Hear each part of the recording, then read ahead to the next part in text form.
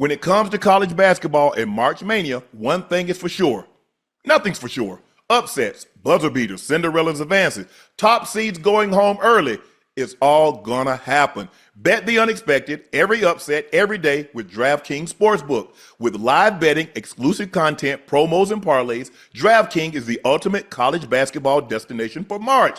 Ready to make your first bet? Check out the matchups and pick a team to win. It's that simple. First time, here's something special just for you. New DraftKings customers bet $5 to get $200 instantly in bonus bets. Bet the unexpected with DraftKings Sportsbook. Download DraftKings Sportsbook app. Use code MONEYMOVE. That's code MONEYMOVE for new customers to get $200 in bonus bets. When you bet just $5, only at DraftKings.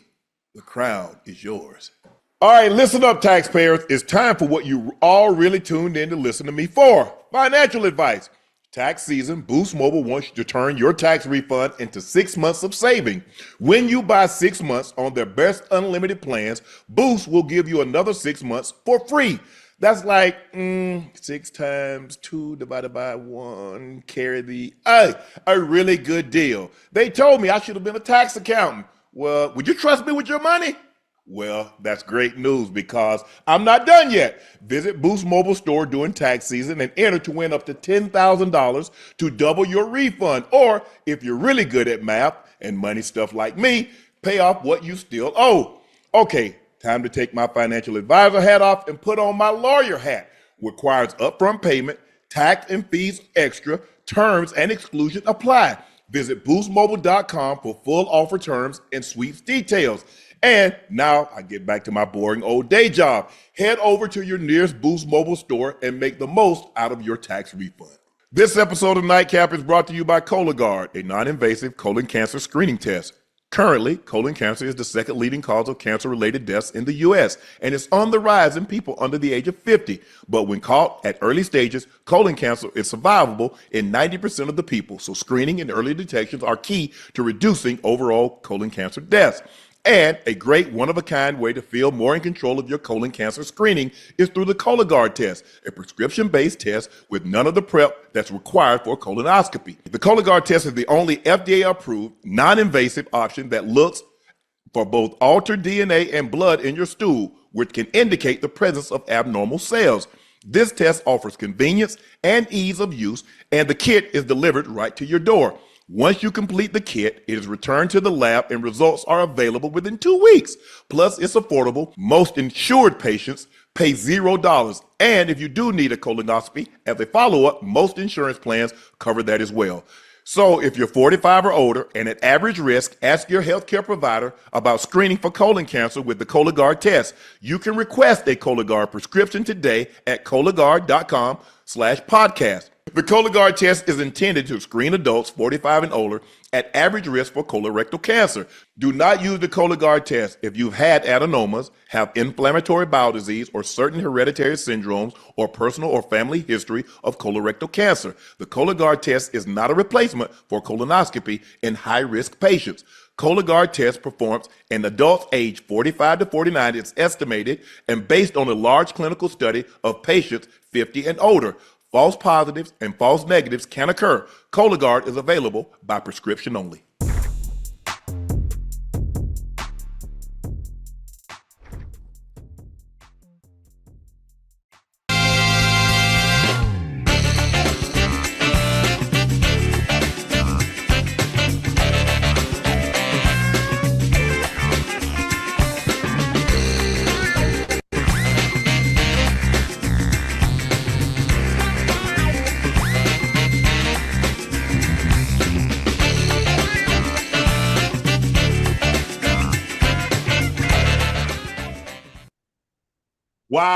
Wow, what a game. LeBron did not shoot the ball particularly well, but when it mattered most, he came up with a last-second tip in. Thank you guys for joining us for another episode of Nightcap brought to you by Boost Mobile. Visit your nearest Boost Mobile store or boostmobile.com to join their nationwide 5G network today. Y'all know me. I'm your favorite Unc, Shannon Sharpe, number 85, Liberty City's own, Bingo Ring of Fame honoree, the Pro Bowler, the All-Pro. That's Chad Ochocinco Johnson. Please make sure you hit that subscribe button. Please make sure you hit that like button and go subscribe to the Nightcap podcast feed wherever you get your podcast from. Thank you, guys. We thank you, and I can't thank you enough because every time we come on, you guys show up for us. You watch our videos, you like our videos, you retweet them, you tell your friends, family, and loved ones about them, and we greatly, greatly appreciate that. So hopefully you'll continue your loyal support for Nightcap featuring Unc and Ocho, because we greatly, greatly appreciate you, and we understand one thing, and it's very, very simple. Without you, there can be no us. Make sure you go check out Shea by LaPortier. We do have it in stock, and thank you every city that was on the tour that we stopped in and had a bottle signing. We greatly, greatly appreciate you showing up for us. But if you can't find it in a city or a state near you, we will be there shortly. But if we're not there now, reach out, order it online. We'll ship it directly to your door. And please drink responsibly and stay safe. Go follow my media company page on all of its platforms, Shay Media, and my clothing company, 84, with 84 being spelled out. Everything has restocked. The link is pinned at the top of the chat, and supplies are limited. So please grab yours while supplies last, because once they're gone, they're gone. Tickets for the Not Safe for Work tour went on sale this morning. Our 8 stops: Friday, June 13th, Baltimore; Saturday, June 14th, Philly; Saturday, July 12th, Charlotte; Saturday, July 19th, LA; Friday, July 25th, Miami; Saturday, July 26th, NYC; Friday, August 15th, Chicago; and Detroit closes the show out August 16th. Tickets can be found on shaymedia.com/tour. We pinned the link in the top of the chat. Our guest lineup is looking insane. You guys don't want to miss out on this one. Grab your tickets while you can. Hold on. Go ahead. I know you're making the announcement, right? Yeah. As I know the fans want to know, and you know I'm nosy as hell. Y'all don't never tell me the lineup because I can't hold water, right? Right.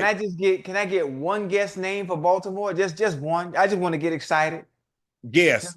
We've got TJ Houshmandzadeh and Tony Baker joining us later tonight in the show. Without the T, we just want you to put 2 S's on the energy. We got TJ Houshmandzadeh, a former teammate of Ocho's, and Tony Baker, the very funny comedian and voiceover guy. Tony Baker joins us a little later in the show. But first, Goat James, Goat James, Goat James.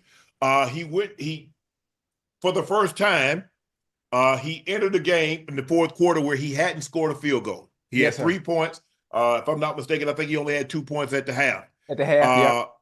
And he has a streak, 18 years. He scored at least 10 points in every game for the last 18 years. It's the longest consecutive streak of double-digit games in NBA history. Yeah. And he kept the streak alive because he was sensational. I think he scored 12 points in the fourth quarter, but none bigger than the tip in at the buzzer to give them the win.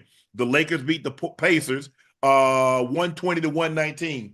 Lakers had a 17-point lead. Yeah. They squandered that again, Ocho. It was the third quarter? What quarter? Third. Every time. They gave up 37 points in the third quarter. Remember the other night, they gave up 34 points in the third quarter. And it looked like they scored 60, a little over 60 points in the second half. And that'll get you beat. Yeah. And the Lakers are going to have to find out, until it's important to them to take care of the basketball, to play better defense. They're going to find themselves in these kinds of games because they allow teams to hang around, because they turn the ball over when they can stretch a lead to 20, 22, 23. They turn the ball over in a couple of quick threes, and now all of a sudden a 17-point game is down under 10. But when it mattered the most, and that's what great players do.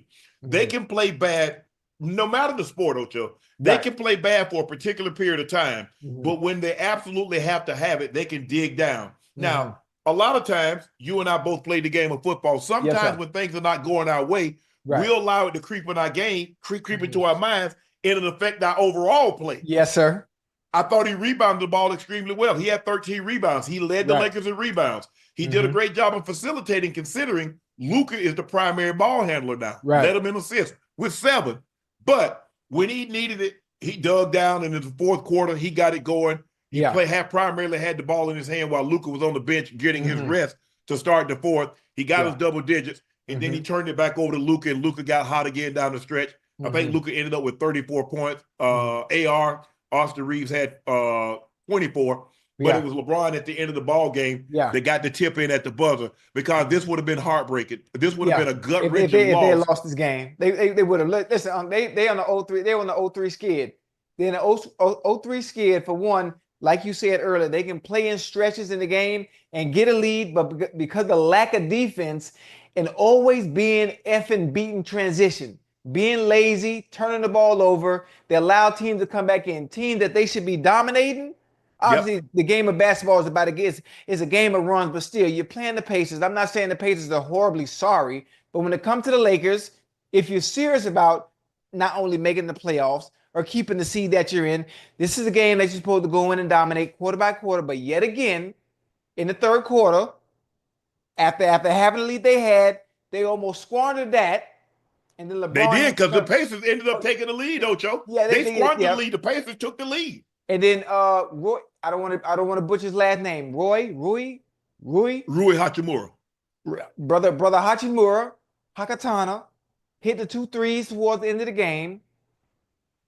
And LeBron had to come through in a magical moment in the game. They should have lost, honestly. Yeah. Honestly, but he owed him.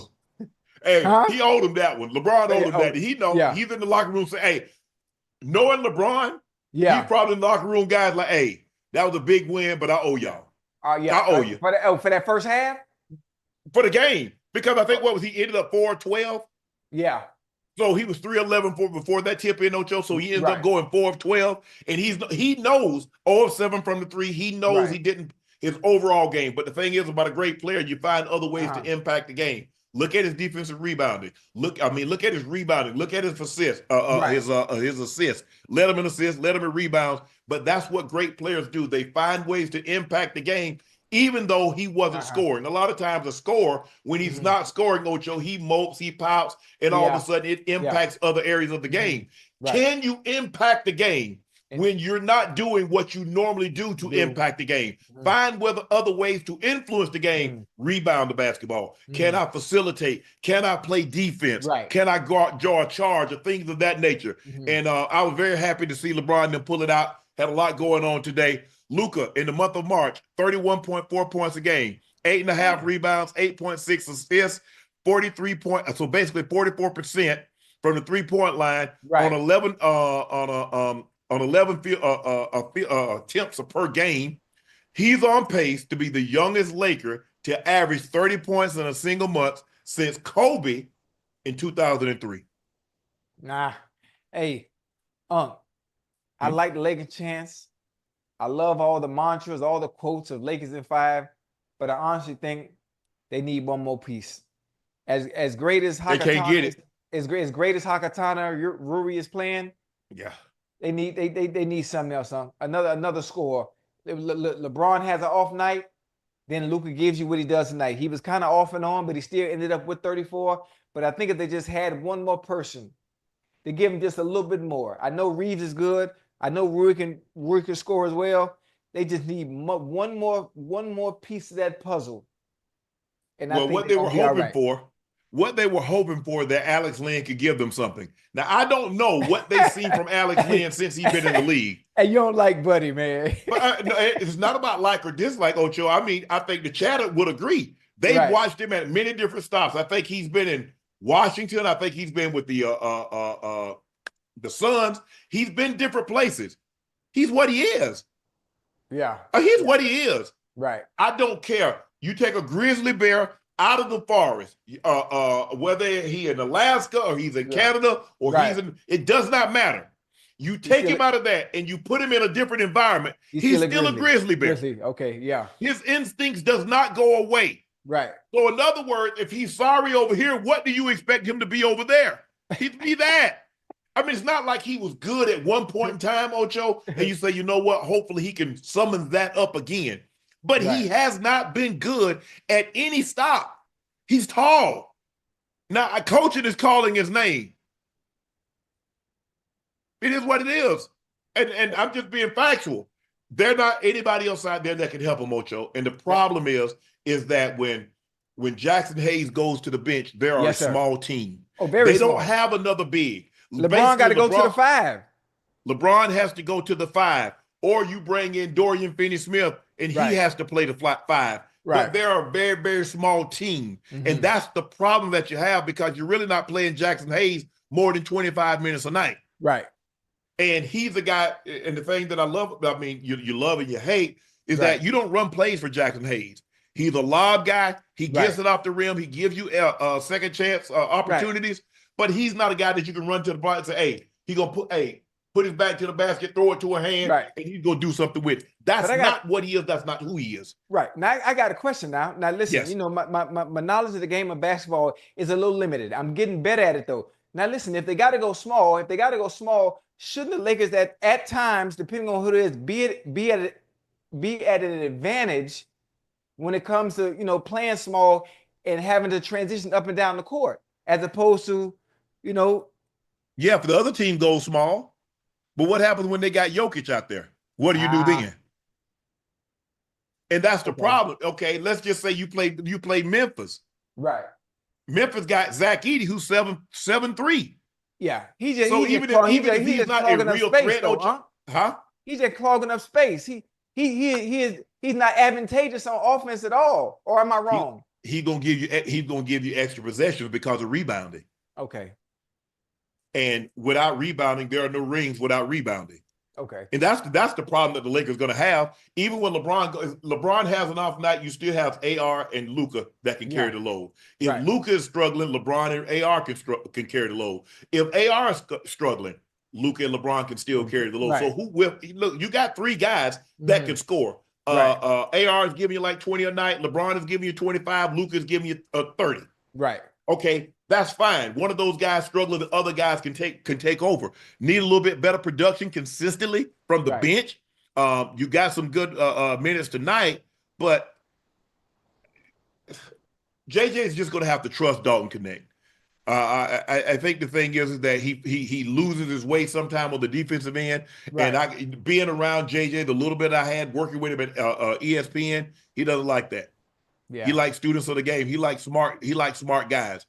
Smart guys you can win with, even if they're not the most talented. Supremely talented guys that doesn't have basketball IQ, get your ass beat.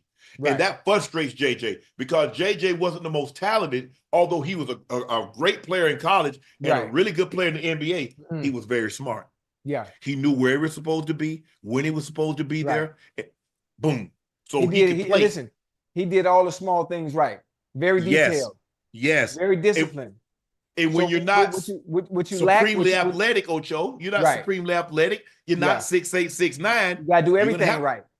Or you don't have handles like a Kyrie. You're not quick. So what other way can I find a way to get on the court, stay on the court, and not cost my team? And if you look at it, Ocho, I think there's 10 games left, and you look at 3 through 8, there's only 4 games difference. There's only 4 games difference. You're 4 games back. Denver Nuggets have the same win-loss record as the Lakers, and they're in the 3 seed. Lakers are 4. Memphis is 5. All of them have 28 losses. And then you got the Clippers, Golden State with 31 losses, which are 3 games back, and you got Minnesota at 32 losses at a game back of them. So 4 games separate 3 through 8, and there's 10 games to go. 10 games to roll. 10 games to go. So the rubber got to meet the road. Something got to give. Yeah. What's the highest seed, or what do you think is preferable for you as a Laker fan for them?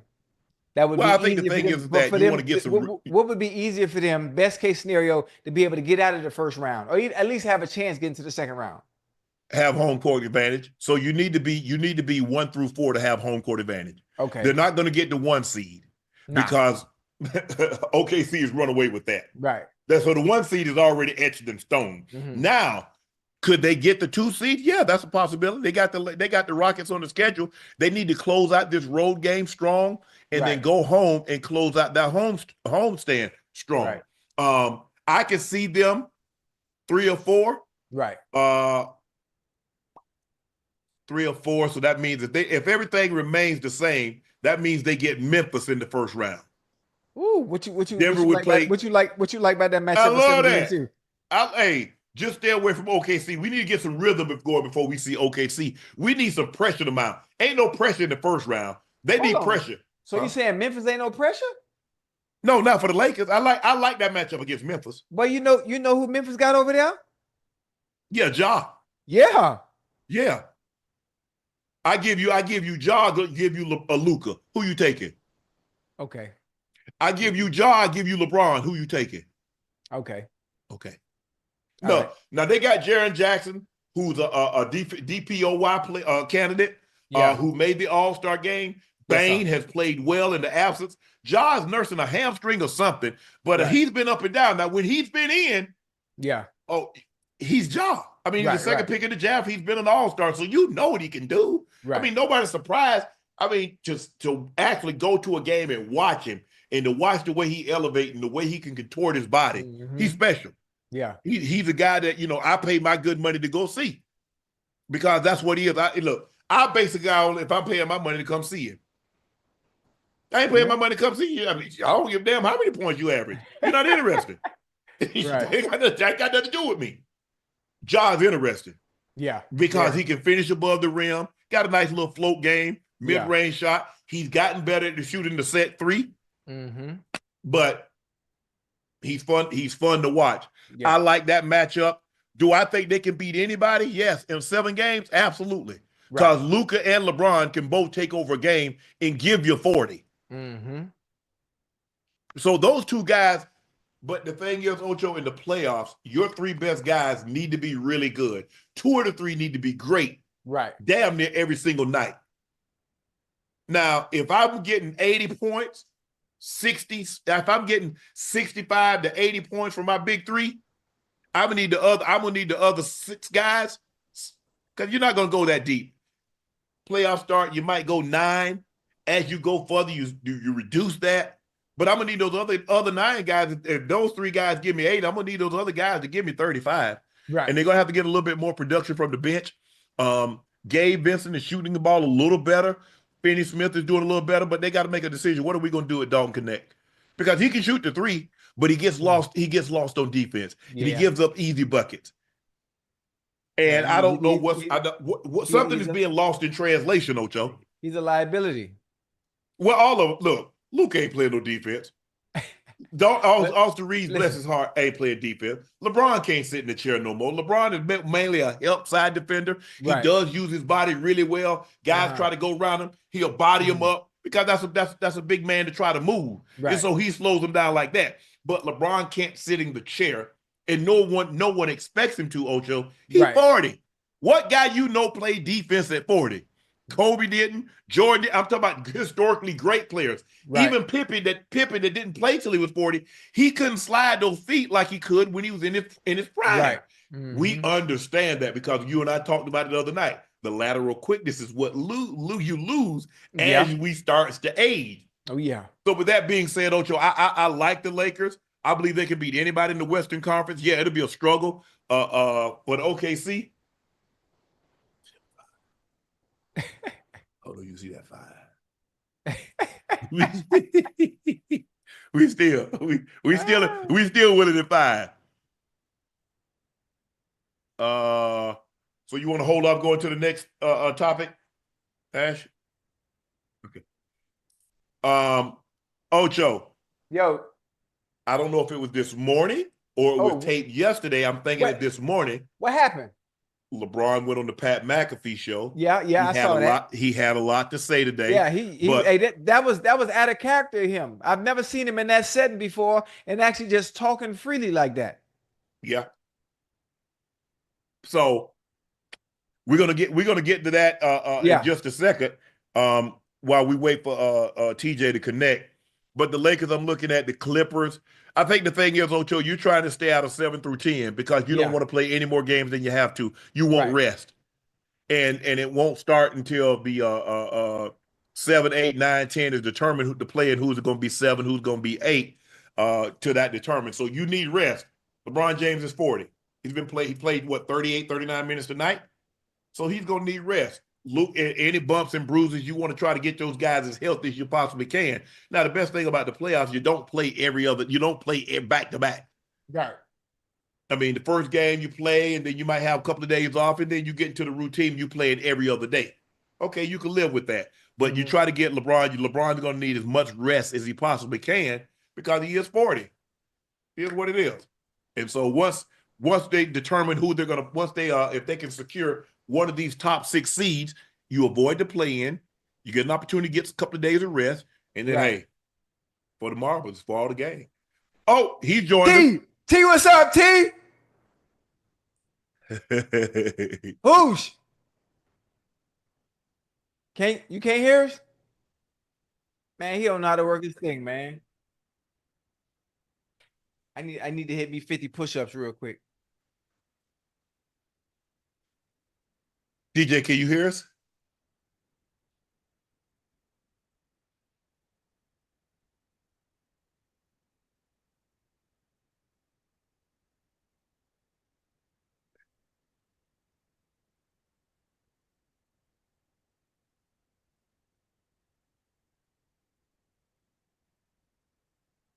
Yeah. Hey, T, you can hear me? TJ ain't no better than I am that working at technology. Hell. T. What'd you say? Can you hear us? Yeah, I can hear you. Oh, no, you can hear us now. Don't pretend like you can hear us all along. Hell. Nah, I couldn't. I ain't know what the hell. T, what's up, boy? What's happening? Hey, look. Hey, T, look, I'm swole. Hey, I see you got your little ass back in that weight room. You need to get on that Sharpe plan, boy. What's been up? You got to get on that Shannon Sharpe plan. No. Shit, we love the motherfucking credit. I'm on the Shannon Sharpe plan. Hey, slide your boy one of them. I got you. Hey, listen. You put it under the tongue, boy, it does wonders. You hear me? Hey, slide your boy. I got you. Look, how did I get involved in this? How did I get involved with this? Hey, TJ, let me ask you this. When you first met Housh, when you first met Ocho, what was your impression of this dude? Man, so we met in college. Chad was just real chill. Real chill. Chad don't really talk no shit till it's like the competition start. Other than that, Chad chilling. And then when the competition start, that's when all the shit. So, I thought Chad was hella quiet. And then we went to practice. I said, oh shit, who is this? He was just a different guy. This fool. Man, straight up, who is this fool? Exactly. Oh, them some good days, man. Them some good days. TJ. Man, I've been knowing Chad since we was teenagers, basically. Yeah. That's crazy. How many years has it been? Listen, my man, I'm not Bro, a you 40, major. you 46. If you were a teenager, it'd be 28. Damn. Chad, that's damn near 30 years, bro. Golly, boy. Hey, you know what's crazy though, Chad? I was just telling somebody this. Dog, we still look the same, boy. God done blessed us. Hey, you know what they say? The blacker the juice, the sweeter the berry. Hey, something Chad, like that. God bless. When we were born, God said, "That's my son." He hit us with that stick. He did. Everybody. TJ, when he blessed you to keep your hair, he didn't bless Ocho with that. Oh wait, hey TJ, can you tell Unc I could grow a full set of hair now? Chad, he always had a bald head. He ain't never had no. He'll grow some hair here and there. See, he always had hair. Sporadic. It's sporadic. I know. As a matter of fact, TJ, Ocho hair is kind of like my sex life. Sporadic. Sporadic. Nah, don't do that. You know that ain't. What if I ain't got no sparks? Ocho cut me out of my deal. I can't get no sparks because he ordered them all. Hey, I got about 3 boxes full. Slide your boy. You always in LA. You come to LA. You in. Hey, matter of fact, I'm gonna be in LA. I'm gonna be in LA on the 30th. But you gotta understand, these are prescribed specifically for me based on the questions I had to ask before I order them. So they're prescribed to you. Now I'm not sure if you would be able to use mine because mine is like putting 93 in your car. You hear me? Yeah, he got that high test gas. Hey, listen. Hey, huh? I know Chad. I know. Yeah. Hey, come on. He know I know. Man, y'all got my head hurting already. Hey. TJ, you think the Bengals re-signed T? We knew they were going to re-sign Chase. Mm-hmm. That was a no-brainer. You're talking about one of the top the top 3 receivers in the league, and I'm not sure he's 2 or 3. You make the case, it's easy to say he or Jetta based on the last 3 years. They're 1A, whatever the case you want to go. Are you surprised that the Bengals were able to get a deal done with T? No, not at all. Who else earned it? Them 2 dudes earned it. When you go outside of Trey Hendrickson, nobody else on the team has earned that money.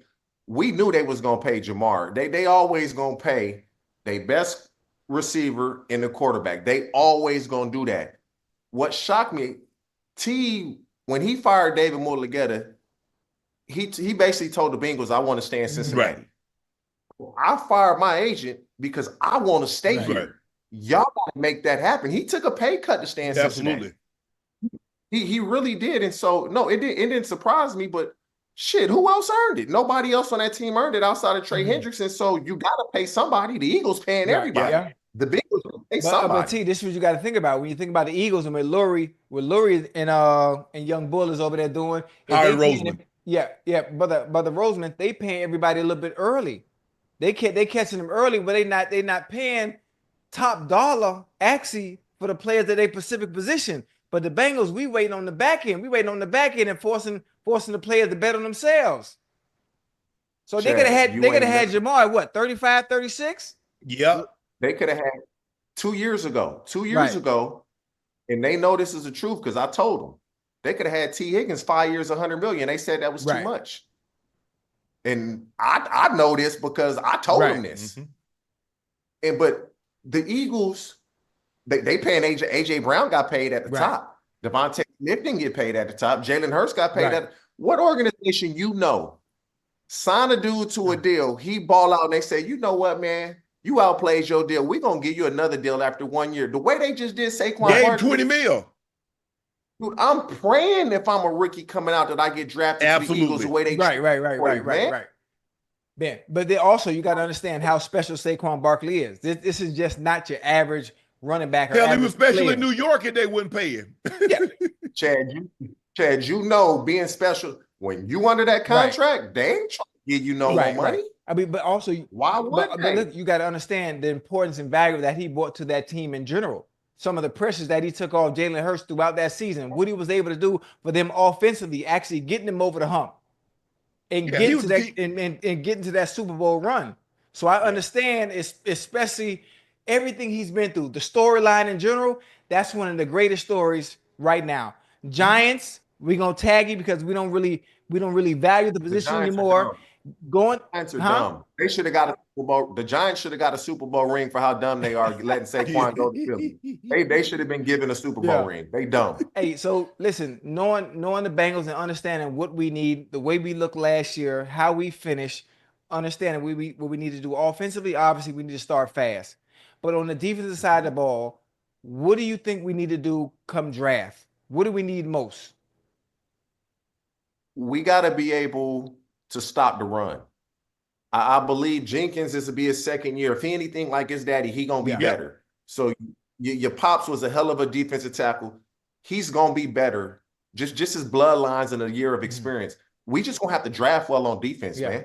We gotta be able to draft well. Like we draft Miles Murphy out of Clemson in the first round. He got to start playing like that now.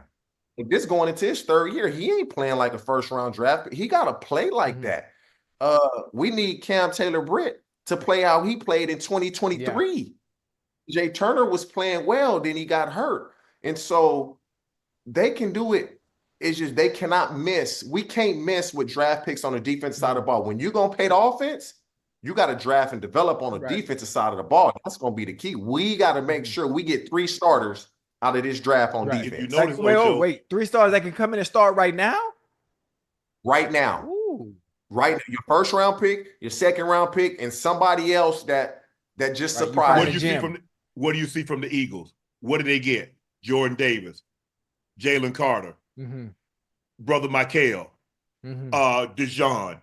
You see what they did? Blankenship. Yeah, all you on see all Kobe Dean, Nolan Smith Jr. All on defense.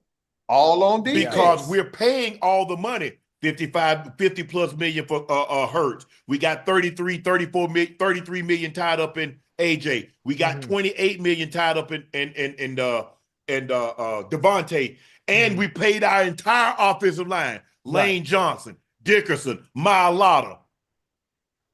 So we got to hit it out the park on the defensive side, Ocho, because we can't pay top dollar. That's why they let those guys leave. Think about the guys that left, went to New England. One guy went to Arizona because we can't pay him. Now, Jalen Carter, whoo. Oh, yeah. He's about to get 40. He about to get 41, 42 million.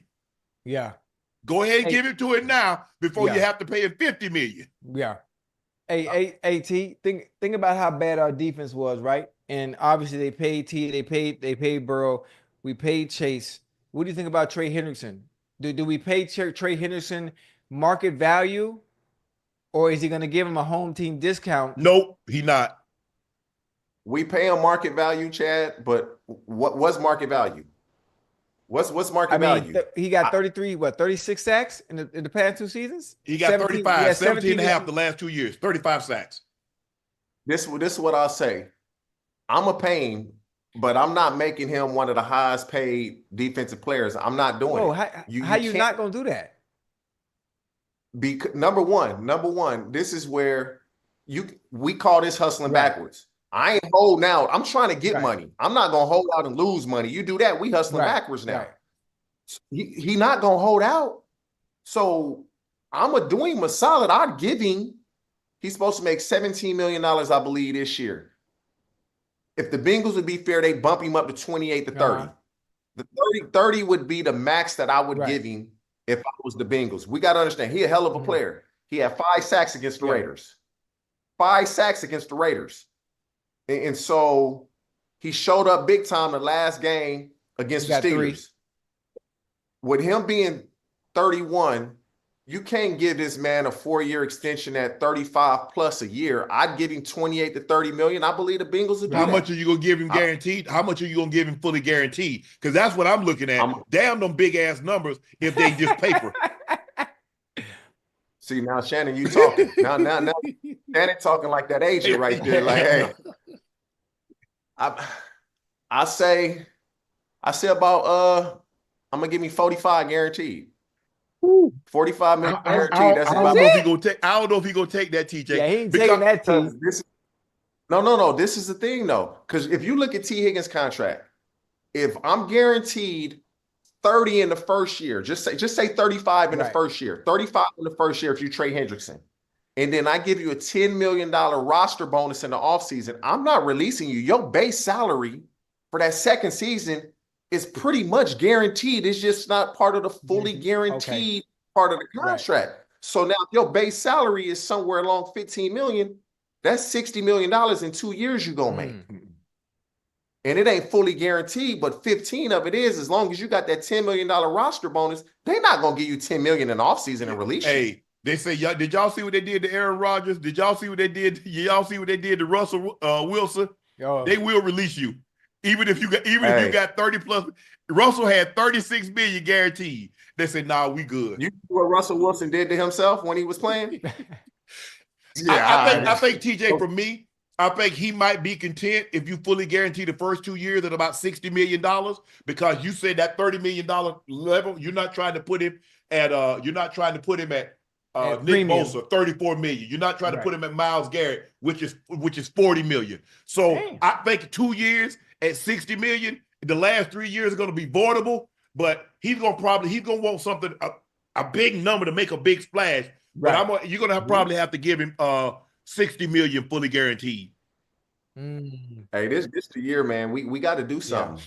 We got to do something. We got to play in the preseason, because the last few years we ain't been playing in the preseason. We start off slow every regular season. That Patriot game killed us, bro. The first game of the season last year was, is Chase gonna play? Is he gonna? Oh shit, he gonna play? He active, and then we lose to the Patriots, and that now is a game that would have got y'all in the playoffs.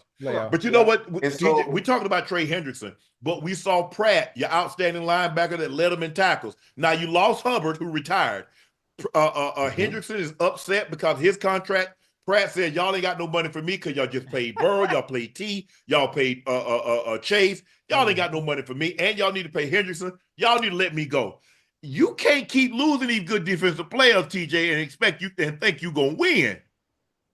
You can't, Shannon, but I hate doing this, man. I hate doing this. What? You know, we was players, man. We was players. But if you played on that defense and you not Trey Hendrickson, what you want? What you want? What did you do during the season that says you deserve more money? want more than $7 million. Then you should have played like you wanted more than $7 million. Damn, T. Hey, but see, you talk about me, Ocho. Look at TJ. Hey. TJ cut them up. I'm saying, outside of Trey Hendrickson, who on that defense could literally say I deserve a pay raise? Trey Hendrickson was the only one that showed up each and every game when he was needed. Now, Jermaine Pratt had some games, but he done had some plays where we needed that play. We needed that play. I mean, if you start at any position in the league, we all know this, and you get enough opportunity, you're gonna make enough plays. But what about the plays you don't make? When I look, go ahead, Ocho. Now, I would get ready to say, obviously, you and I have been playing together since college, and I view, and I've always said it before. I think Chase is probably, to me, the greatest Bengal receiver to ever don those stripes. Probably, you think? Okay, Chad, stop, wait. Let me stop, finish. No, because that's not true. That's not Isaac true. Curtis is downtown Freddie Brown. No, that man right there with them lokes on is. Huh?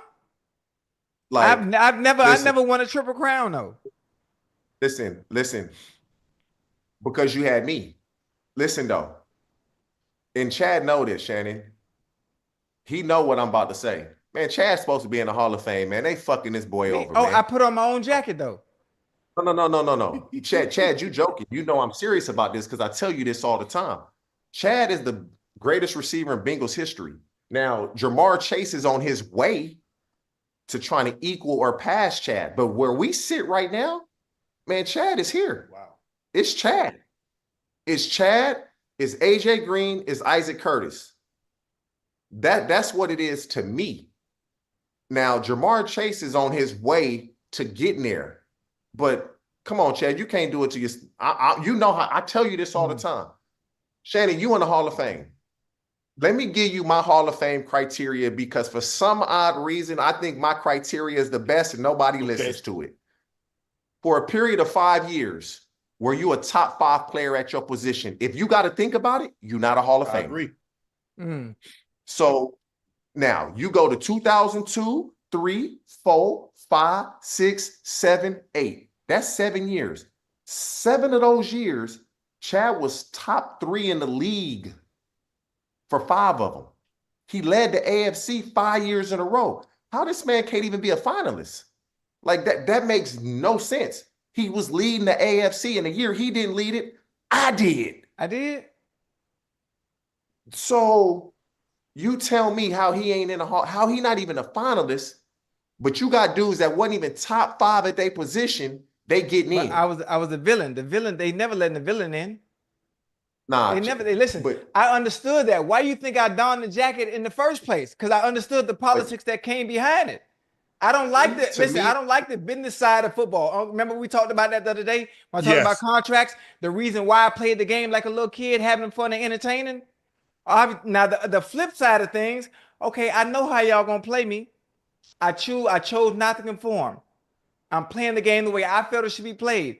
So regardless of what my numbers would be. T, I understand what you're saying, and I told you this before. You earned it. But you got to play by their rules. If you don't play by their rules, they not letting you in there. You know how I feel about it. You know I can give 2. You know what? Hey, play by their rules now. All the stuff that you was doing, you can do now. You don't even get fined for it. They owe you back. Yeah, but they owe you back. Let me give them money. Yeah, but here's the thing, though, Ocho. You had no off-field issues. Now, what happened was the thing that's going against you, and you still don't have this, is that they wanted to keep T.O. out so bad, they changed it. They said anything that you did on the sidelines or in the locker room could be used against you. Where before, they said even off-field activities couldn't be held against the player. That's how bad they wanted to keep T.O. from being the first ballot Hall of Famer. Yeah. That was criminal, that T.O. And then they had the nerve, then they had the nerve not to let him in the first year. Man, the second year, no, the first year, and I think even though and y'all know how I feel about T.O., I said he's the second greatest receiver to me. Some people push back and say it's Randy, But we know, I think you and I think TJ and I are more aligned. I think Jerry's the greatest receiver, and it ain't close. That's my prediction. Now, TJ, you might say Randy, you might say T.O. But for me, I think those three are the top three receivers as we sit here and discuss it today. Now, Chase and Jetta and somebody down the line might have something to say about it. But I sure hope I'm alive when I can see the receiver that say, hey, he right there with Jerry. I want to be alive to see that receiver. That ain't gonna never happen. Yeah. That Jerry Rice was getting 1,000 yards in year 20, bro. 40 years old, got 1,200 yards. Yeah. That's never gonna happen. We'll never see somebody do what Jerry Rice has done. But Jamar Chase, Justin Jefferson, they on their way. But they got to make sure that they don't hit any bumps in the road, because Odell Beckham was on his way as well. And he hit those bumps in the road and he could never recover from that. And so I just feel like Chad is the best Bengal receiver in the history of the team. He knows that. I know that. Now Chase is on his way. I tell Chad this all the time because he never gonna say nothing about it, man. It's just a crime that he can't be a Hall of Fame finalist when his game on the field, he earned that shit, bro. And that's one thing about Chad. Like, when you talk about work hard, well, this dude is gonna run himself to death. Like, Shannon, we was in year 9, and we was taking all the scout team reps like we was still every time. Every practice. Wednesday, Thursday, Friday, we did all the offensive reps, all the scout team reps. I left the Bengals and went to other teams. Them dudes is like, bro, why on the scout team? It's a habit. I just always have done it. And so people don't realize, like, Chad worked hard. We similar paths. We both went JUCO. We both had, like, ain't no way they making it to the league. Oh, shit, they made it.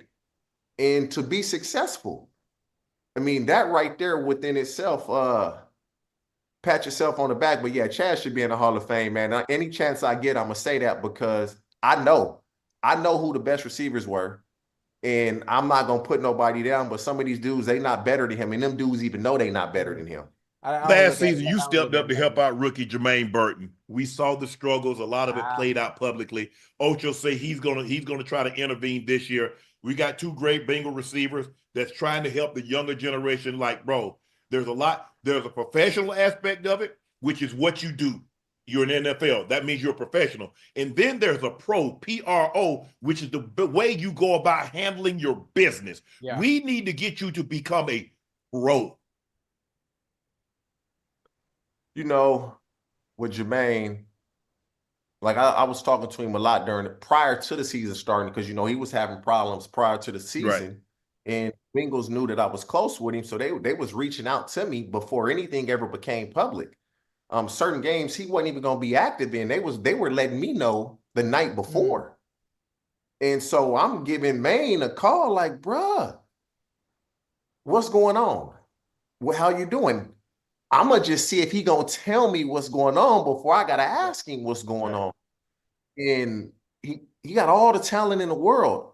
But at some point, I can't want you to be what you don't want to be. Ocho, what I tell my kids, I can't want it more than you want it for yourself. He going to have to figure that out. And I just talked to him today. And to me, it ain't about anything physical on the field. He got to make sure mentally and off the field, he ready to go. Yeah. Because the league gonna move on. He got one more strike. They gonna move on without him. It don't matter who you are, man. It's NFL. This thing gonna keep rolling with you or without you. You gonna hop on a train and roll with us, or you gonna get your ass rolled over and get left behind. And so I hope he figured it out, man, because he's so talented. He comes from a background where he can really change his family's fortune. And I'm gonna do all I can. Chad know me, I'm gonna talk. So I'm gonna help him as much as I can, but ultimately I can't want it more than you want it. Yeah, man, listen, I don't know Brother Burton like that. Obviously, when I go to the stadium, when I do have my times and chances where I'm at the field, You know, I don't want to do that, be that father figure. I don't want to be that guy, because when I was playing and people come in, I wasn't trying to hear that stuff from them. So I just talk strictly football. That is so true. Yeah, I just talk strictly So football. when you out here, you're gonna pull up to the training. That's what you're gonna do. You're gonna pull up. I'm gonna bring my cleats too. I don't know if you. Hey, I keep telling TJ, tell him to let it go, TJ. Hey, what? Hey, man, it's just different, Chad. Hey, right now, like I lightweight hurt myself thinking I could. Hey, man. Hey, your mind say I got this. As soon as you get on that field, boy, your body be like, boy, you better sit your ass right on down. There's a reason why we hung them cleats up, TJ. Hey, we look the part, but I don't know if we are the part. It's that lateral, and I keep trying to tell Ocho, yes, Ocho, could you run straight ahead? Yes, but that da-da, it ain't no, it is that da. See, Chad might be the only. I'll give him that. Chad lateral movement is out of this world. That's one thing. Chad was so quick. Even if he lose quickness, he about what everybody else is now. See, Unc, I told you. But here's the thing, though, TJ. Even though he might be because his quickness is because he's so light. See, you and I like to play through contact. Light, we wanted somebody to try to put. We wanted somebody to be up there, Ocho. TJ, so we can snatch a pull or rip through their ass. Him at 185, hit lateral quickness right there. Bet they're gonna shove his ass up under the bench. Hold on. Hey, Shannon, you probably giving Chad about 5 pounds. Chad probably about 180. I know, I'm 205. Chad, you a damn lie. Look at this. What you talking about? Chad. Chad you got a big bicep, you got a big chest, you got big calves. He got no leg, but all your weight is from waist down. That's what the weight is, Ocho. Hey, you know what Promise say? Promise say the horses ain't got no big legs neither. You see how they exactly? Yeah, thoroughbred. You look how skinny their ankles are. Now Clydesdale got them big ass legs and they ain't moving nothing. They pulling stuff. Plow horse and a racehorse. But hey TJ, who you got? Because we know we got this fight coming up this year. Ocho versus James Harrison in MMA. Listen, man. Chad, my dog, bro. Hey, T, don't say nothing wrong. Don't say nothing wrong. Hey, what kind of fight is it? MMA. Is it boxing? MMA. Is it just boxing? MMA. Nah. Chad, don't do the MMA, bro. I love you, Whose side you on? Chad, you not on my side? Chad, listen to what I'm saying, Hold on. Are you on my side or not? I need to see your eyes, bro. Take the lokes off. Chad, boxing, I got you. MMA, man, James Harrison gonna grab you and me at the same time. Boy, you know how strong James Harrison is? I don't care nothing about strength, boy. You know how strong. No, hold on. Hey, if he can wrestle you, do. Huh? If he can grab you, he's not gonna be able to grab me, T. He's not gonna be able to grab me, T. I'm finna play with him, T. Listen to me. I'm finna toy with him. I'm finna toy with him in the octagon. Listen, I'm gonna hit him at will when I want to, T. I'm finna be jabbing him and jabbing him, T. Hey, I'm finna bounce around. I'm gonna move around, T. Hey, watch out, yo. Hey, watch out. And listen, I'm gonna tell you. Listen to me. I got you. It's anything that let me tell you. You need to have faith of a mustard seed. I'm gonna tell you how I'm gonna do it. I'm gonna choke him out with a guillotine, and I'm gonna run straight to you and jump in your arms. Hey, man. This is the old pride fight. No weight class. Yeah. This pride fight. Yeah, back in the day. Back in the 60s. Now, the boxing thing, because he got all that muscle, he gonna be tired fast. What you think gonna be in the octagon, T? Because he gonna shoot and take you down. He can't shoot. You can't shoot. I'm gonna keep my distance. Hey, you gotta get close enough to throw a punch. Yes. I'm like, hey, so how you gonna throw a punch? How you gonna throw a punch, Ocho? Easy. What you mean? I'm a gazelle punching. Hey, man, I just hope James Harrison, man. James, if you watching, have mercy on my boy. Hey, James, if you watching, you got a punchable face. See, TJ, what you done started? Tell you. Hey, what month is the fight? Whatever month you wanted to be. I was hoping somewhere around August or September. I thought we were doing the Super Bowl. You wanted so you wanted to be a Super Bowl in San Francisco next year. So all the former current players could be there to see him get his ass whooped. Well, what about our show? We could do it tonight. He said you ain't gonna be able to do it. That's what he said. That'd be perfect too. We can have a fight before the show. Not the same day. I'm saying like a few days before. Oh, Lord have mercy. You got to remember, Super Bowl is 7 day event, 7-day week. I know. So we can schedule it. Oh, I bet you ain't heard from him because I told him to send the contract. So we'll have a fight that Friday night. We'll do our show that Thursday night. Bingo. Yeah, man. Hey, just pay him off back in the 40s and 50s, man. Just pay him off. Pay him to take a dive. Hey, pay him to take a dive like Harlem Night. Pay him to take a dive, man. Hey, listen, I'm not doing. I got too much pride, T. I gotta show the world. We gotta learn to stand up the bullies. We gotta learn to stand up the people that's bigger than us and stop looking at people that have size and strength and allowing that to intimidate us. Oh, you know I ain't. So remember the story. Remember the story of David and Goliath, right? Same thing. That's what it's gonna be. It's gonna play. It's gonna play out in real life. That's all I got to say.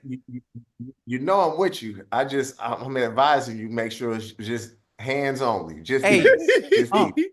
Hey T, I got the quickest feet in the world. You know they used to call me Liu Kang back in high school. Remember Mortal Kombat, Liu Kang. That man get his hands on you, Ocho. Hey, that's the same thing as to say on Sundays. If they get their hands on me, and only one person was able to do it. Revis. You just got, you was, see, when Revis did that, you was 1 foot in, 1 foot out. you went all the way in. You went all the way in. Well, I sure hope he all the way in when he fight James. Oh, I definitely am. He'll be all both feet out. Hey, I've been working on my wrestling techniques too. Oh man. Lord, see what you saw, TJ. This man told me he gonna wrestle. No, I'm talking about in the third round. He gonna be tired. You better go. It ain't gonna get to the third round. You better go get with one of them Gracies and get on some jujitsu. So that when he grabs you, wait a minute. Hold on, I'm a black belt, TJ. What you talking about? Nah, that's Hermes. That ain't no jujitsu belt. Hey, you better go get with one of them Gracies. Somebody teach you some jiu-jitsu. When he grab you, you got him. That's your best bet. Pay John Jones to teach you. You go to Albuquerque, New Mexico. That's what he trained out of. Go to Mexico for like a month. Yeah, I'm ready, man. Yeah, the fact that y'all don't believe me, that kind of hurt, man. Chad, that man, hey, wrestling, that's all the big dudes do. Hey, that's all they gonna do. Hey, wrestling, fighting, it don't matter what anything, combat sports, he's going to be tired in 20 seconds because the first thing he's gonna do is done, gassed. Okay. It don't take much energy to grab somebody that can't get away. You do realize that man played in the NFL, so he rushed the quarterback. You know, when they was going on no huddle, he was still rushing the quarterback. Okay, I'm just letting you. All right. I just letting you know. I tell you what, I done enough talking tonight. I can show you better than I can tell you. Okay. All right. TJ, man, thanks for joining us, man. We got to get you to come back on the reg, bro.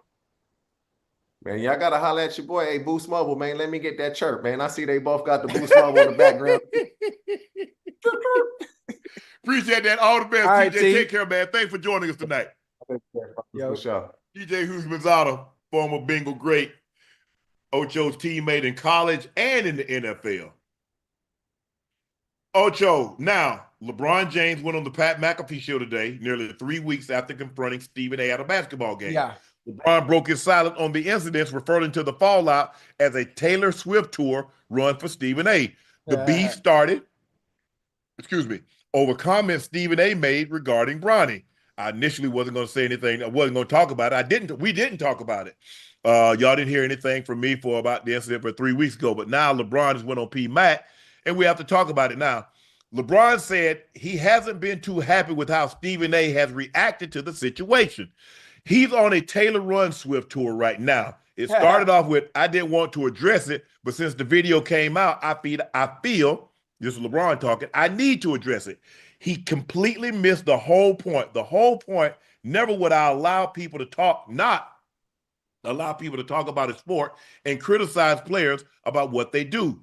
This is your job to criticize, or to a position where there's a guy's not performing, that's all a part of the game. But when you take it and you get personal with it, it's not my job to not only protect my damn household, but protect the players. He's going to be smiling ear to ear when this comes out talking about it, because I know he's going to be happy as hell. Hey. Me, I wish Stephen A would just left it alone. Once he addressed it, once it happened, the first time, address it. This is what happened. He came over to me, said what he said. I want to address it now, and I'm going to be done with it. Right. Because as my grandma used to say, boy, stirring up old ish, it still smells.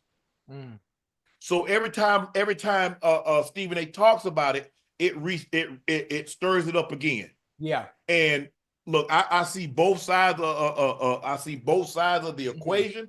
Yeah. But Stephen A just need to let it go. He needs to let it go. And now you're like, well, if he'd hit him, I don't think LeBron was coming to hit you. LeBron was coming to tell you, bro, just stop talking about my son. Right. He said, because you said, as a father, now you're making it personal. You're making it personal because now you're making it seem, and this is how LeBron, I think, took it. You making it seem that I'm not a good father, that I'm not putting my son in a position to be successful. And so you're pushing this. And so LeBron took it a certain way. And am I surprised LeBron responded the way he did so publicly? Because LeBron is a very private person. Yes, sir. He might have an issue with someone and you will never know it. You'll never know it, yeah. You'll never know it. So, and so for him to do that at a game, and it wasn't after the game, it wasn't before the game, it was the third quarter during a timeout. Right. Lets you know how upset he was at Stephen A and what Stephen A had been saying. But at this point in time, I understand LeBron, they asked LeBron about this, but if I'm Stephen A, hey, guys, I've already addressed that. He said what he said. I understood his point. I said what I said. Now it's time to move on. Right. Look, it's not going to stop me from talking about LeBron James, the basketball player on the court. But the incident, I feel that we've talked about it ad nauseum. I feel we've talked about it enough, and now it's time to move on. That's what I wish Stephen A would do. Yeah. But like he said, I mean, look, I get it. That's LeBron James. It's the biggest name in pro North American sport. Right. And when you mention his name, good, bad, or indifferent, people will want to click and hear what you have to say about him. But the one thing I know about this guy, and I know him a little bit, I don't know him as well as a lot of people do. Right. That man loves his family. He's gonna protect his family now. Always. And I think when you think about it and you go back to the way things happen with LeBron actually addressing Stephen A courtside is, well, what Stephen A said obviously was said publicly on a public forum on TV. So he addressed it the exact same way, publicly, courtside in the middle of a game. Yes. Now, as a father, and like Stephen A said, he understood where LeBron was coming from. Knowing Stephen A, I think in the individual that he is, LeBron said what he had to say today. I'm sure Stephen A is going to respond to that because he did. If you think about it, anytime anyone says anything to or about Stephen A, he's going to have an answer to whatever is being said. That's just him, and it's always been him. I know you would like him to leave it alone, but I don't think that's not how this gonna go. The only thing I would have said was, Stephen A, look, I know people are gonna like, man, LeBron should have stole on you. LeBron should have did this. Man, they just talking. Yeah, Stephen A, man, you the same, man. I'm about to be 57. You about to be 58. Bro, that ain't even your MO. Right. You ain't gonna fight nobody. LeBron wasn't gonna swing on you. And you weren't going LeBron wasn't going to swing on you, so there would have been no need for you to swing on him. I'm glad you guys stood there and y'all talked. Look, he said what he said. You seemed to be receptive at the time of it. You you said you understood because he was speaking to you as a father and not LeBron James, the basketball player. And you said you understood that. Let it go now. Yeah. Let it go now. Look, I mean, I've had issues. I remember I had a conversation with Kevin Durant when he first got traded to Phoenix. And I walked into the hotel. I was like, damn, that's KG. And he said, oh, let me holler at you right quick. I said, what's up? Okay. I'm like, damn, I ain't get no dap or what? He said, let me holler at you right quick. I said, what's up, bro? He said, man, what it is? You got beef? You don't like me or something? I said, no, why you say that? He said, man, the way you talk. I said, KD, bro, I'm passionate. I say any topic that we discuss on that show, I'm very, very passionate. I spend a lot of time researching it, and I'm very, very careful to what I say. I said, KD, it ain't about no like or dislike. I say, I don't know you personally. All I talk about is what you do on the court. That's it. Whatever you may or may not do off the court, I don't give a damn. Right. I said, you can ask your mom. I've talked to your mom ad nauseum. She used to come on the show. I've seen that event. I said, KD, it ain't no like or dislike. I said, I'm just passionate about topics, bro. I said, I don't dislike anybody because I don't know anybody to dislike them. It's not like me and Oak when I used to hang out with Oak. Yeah. Oak used to work out. Oakley? Charles Oakley used to run on the track with us. Oak used to come to the gym and work out with me. Oak and I used to go out to Houston's. That was his favorite restaurant. The N-word always got the cheese toast. Me and Oak have a relationship. I picked up the phone and called Oak. I said, I don't know any of these current players like that. Right. I said, but I'm just passionate about topics. I said, bro, I ain't no like or dislike.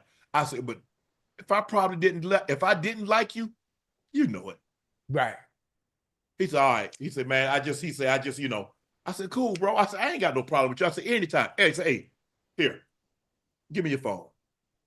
We exchanged numbers, left it at that. He saw I was at the game the other last year, a couple of years ago. I took my daughter to the first. Well, it might have been this year. No, it was 2 years ago. But anyway, had to talk to him on the bench, laugh and talk. I ain't got no problem with nobody, Ocho. And I'm not trying to go for bad or nothing like that. But that ain't how I am. Right. And guys, I think when guys see me, they know I ain't all about that, man. I'm just cool. I just want to vibe, have a good old time. But like I said, I appreciate instead of him be on Twitter and the internet trying to blow it up. Hey, somebody got a problem with me? Just come to me. Right. Just come to me. I ain't got no problem. I talk to anybody, anywhere about anything. Yeah. You got a problem with what I said? Why you said that? Sharpe, why you said that? Right. Okay. Hey, this is why I said that. Go ahead. Right. And you know what I do like though? I'm not sure how the people in the chat feel, but I enjoy when you talk about Kevin Durant, players of that magnitude, elite players. Obviously we talk about one of the greatest scorers of all time. I love the way Kevin Durant uses social media. I love the way he's so accessible to the people, to be the star that he is with LeBron and allowing himself to be vulnerable. What LeBron did today, I've never seen LeBron do before. What he did on the Pat McAfee show, sitting there for an hour straight and actually just being vulnerable, talking about everything. I really, really enjoyed that because that's something from LeBron that that obviously I've never seen before. And I really, really enjoyed that. And I wish more superstar elite athletes would do that. Be a little bit more open, be a little bit more accessible. And it was just enjoyable. It was enjoyable to see him outside that normal setting of not being viewed as the king, if that makes sense. Well, most of the great players are going to be guarded because they're only going to give you so much. They're going to allow you to see so much of what they want you to see. Right. If you look at all the great players, they've always been very, very guarded. They're not going to totally let you inside, especially while they're a current player. Okay, joining us, we'll get back to this, Ocho. Joining us right now is one of the funny men, got his start on social media, and here he is blown up, Tony Baker, great comedian, voiceover. Tony, what's going on, bro? What's up, y'all? Can y'all hear me and see me? I can see you. We hear you. I can see you. Oh, bet that. Thanks for having me. You got the light in there, you got bright. a flip phone, but it's okay. The light too bright. I got the space shuttle. I got to beam me up, the alien joints. You know what I'm saying? I can dim it if you need. You good, boss. How's everything? Everything good though? Man, I ain't got no complaints, man. I'm golden. I'm back on tour, so you know, getting my pockets replenished. Just bought a house. So. Hey, listen, every morning, ask the man upstairs, man, to make sure that cup continue to runneth over. You're gonna be all right. Come on, man. I bought my first house, so I need every dollar. Oh, did you? It. Yeah, man. I just bought my first house, right? Southern California. So you know they're gonna charge you $8 million for 1.5 bedrooms, 0 bath. Congratulations. Tony, did you always want to be a comedian? Were you a class clown? Were you funny always? When did you decide to say, you know what, I'm gonna be a stand-up? You know what, man? I was always funny and didn't realize it because I'm the youngest of 3 boys. Uh-huh. So I'm trying to crack jokes at the house, but my brothers would never laugh. They gave me nothing, man.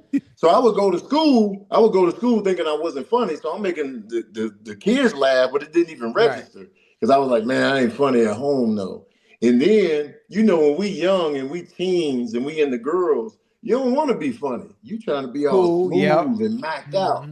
You know what I'm saying? You got your Jodeci boots on. You just like, yeah, girl. They be like, you funny. I'll be like, nah, I ain't trying to be funny. You know what I'm saying? And so I never really paid attention to my funny until I got to college. And then that's when it clicked. But women like guys but Tony, women like guys that are funny. One of the things that they say, a sense of humor. Laughing right about the draw. I found that out later. I found it out later. But let me ask you this. When did you get into the voiceover? Because that's kind of how I stumbled upon you. You were doing voiceover, Cats, Dogs, I forget, what's the, Scotty. Curtis and Scotty. Yeah, Curtis and Scotty. How did you get into the voiceovers? You know what it was? We always had pets growing up. So, I never lived without an animal in the house somewhere until I went to college. And so I was always wondering what they was thinking about, just looking at cats and dogs and like, what y'all thinking about? And so I did this, I did 2 videos. It was one of this goat in Brazil, just harassing the hell out of everybody, man. Just cramming people on the motorcycle. Cramilton, man. He knocked this lady over. She had grocery bags and this dude tried to save her. So that was the very first one I did. And then I did the second one. This raccoon was eating out of a cat food dish. And the cats were surrounding him, looking at him like he crazy. Like, yo, man, who's your man right here? And he looking at them. And then he dip off and then come back for one last scoop. And then he run off. And so that's the one that went viral. And so I was like, let me just do these for real. And I just kept doing them ever since. Live. Hey, you had a comedy special, Scaredy Cat. Can you walk us through the creative process and the prep you had behind the special and how everything came about? Okay, so I started doing stand-up in 2008. So really my voiceovers are just a vehicle to get you to come see me live.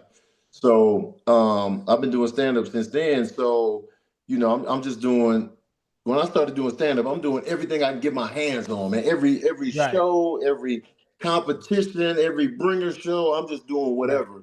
And so I'm just accumulating all this material. I'm getting up every night, dog. I'm like doing multiple stages a night. And so by the time I shot Scaredy Cat, and I met these cats that I still work with, Brennan and Tony at Transit Pictures. And they was like, yo, let us shoot your special.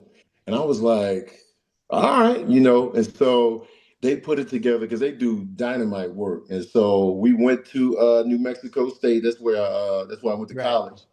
And we shot the special there. Low budget, guerrilla style, independent. Just shot that mug. And then so that's like years worth of material that we just culminated right there. Tony, who is your inspiration? When you grow up, you're like, okay, take a little bit of this, take a little bit of that. Who are some of your inspirations in the comedic space? Well, when I was growing up, I'm 47, so Delirious was the first comedy special that just blew my head. What you know about that? Man, come on, Delirious.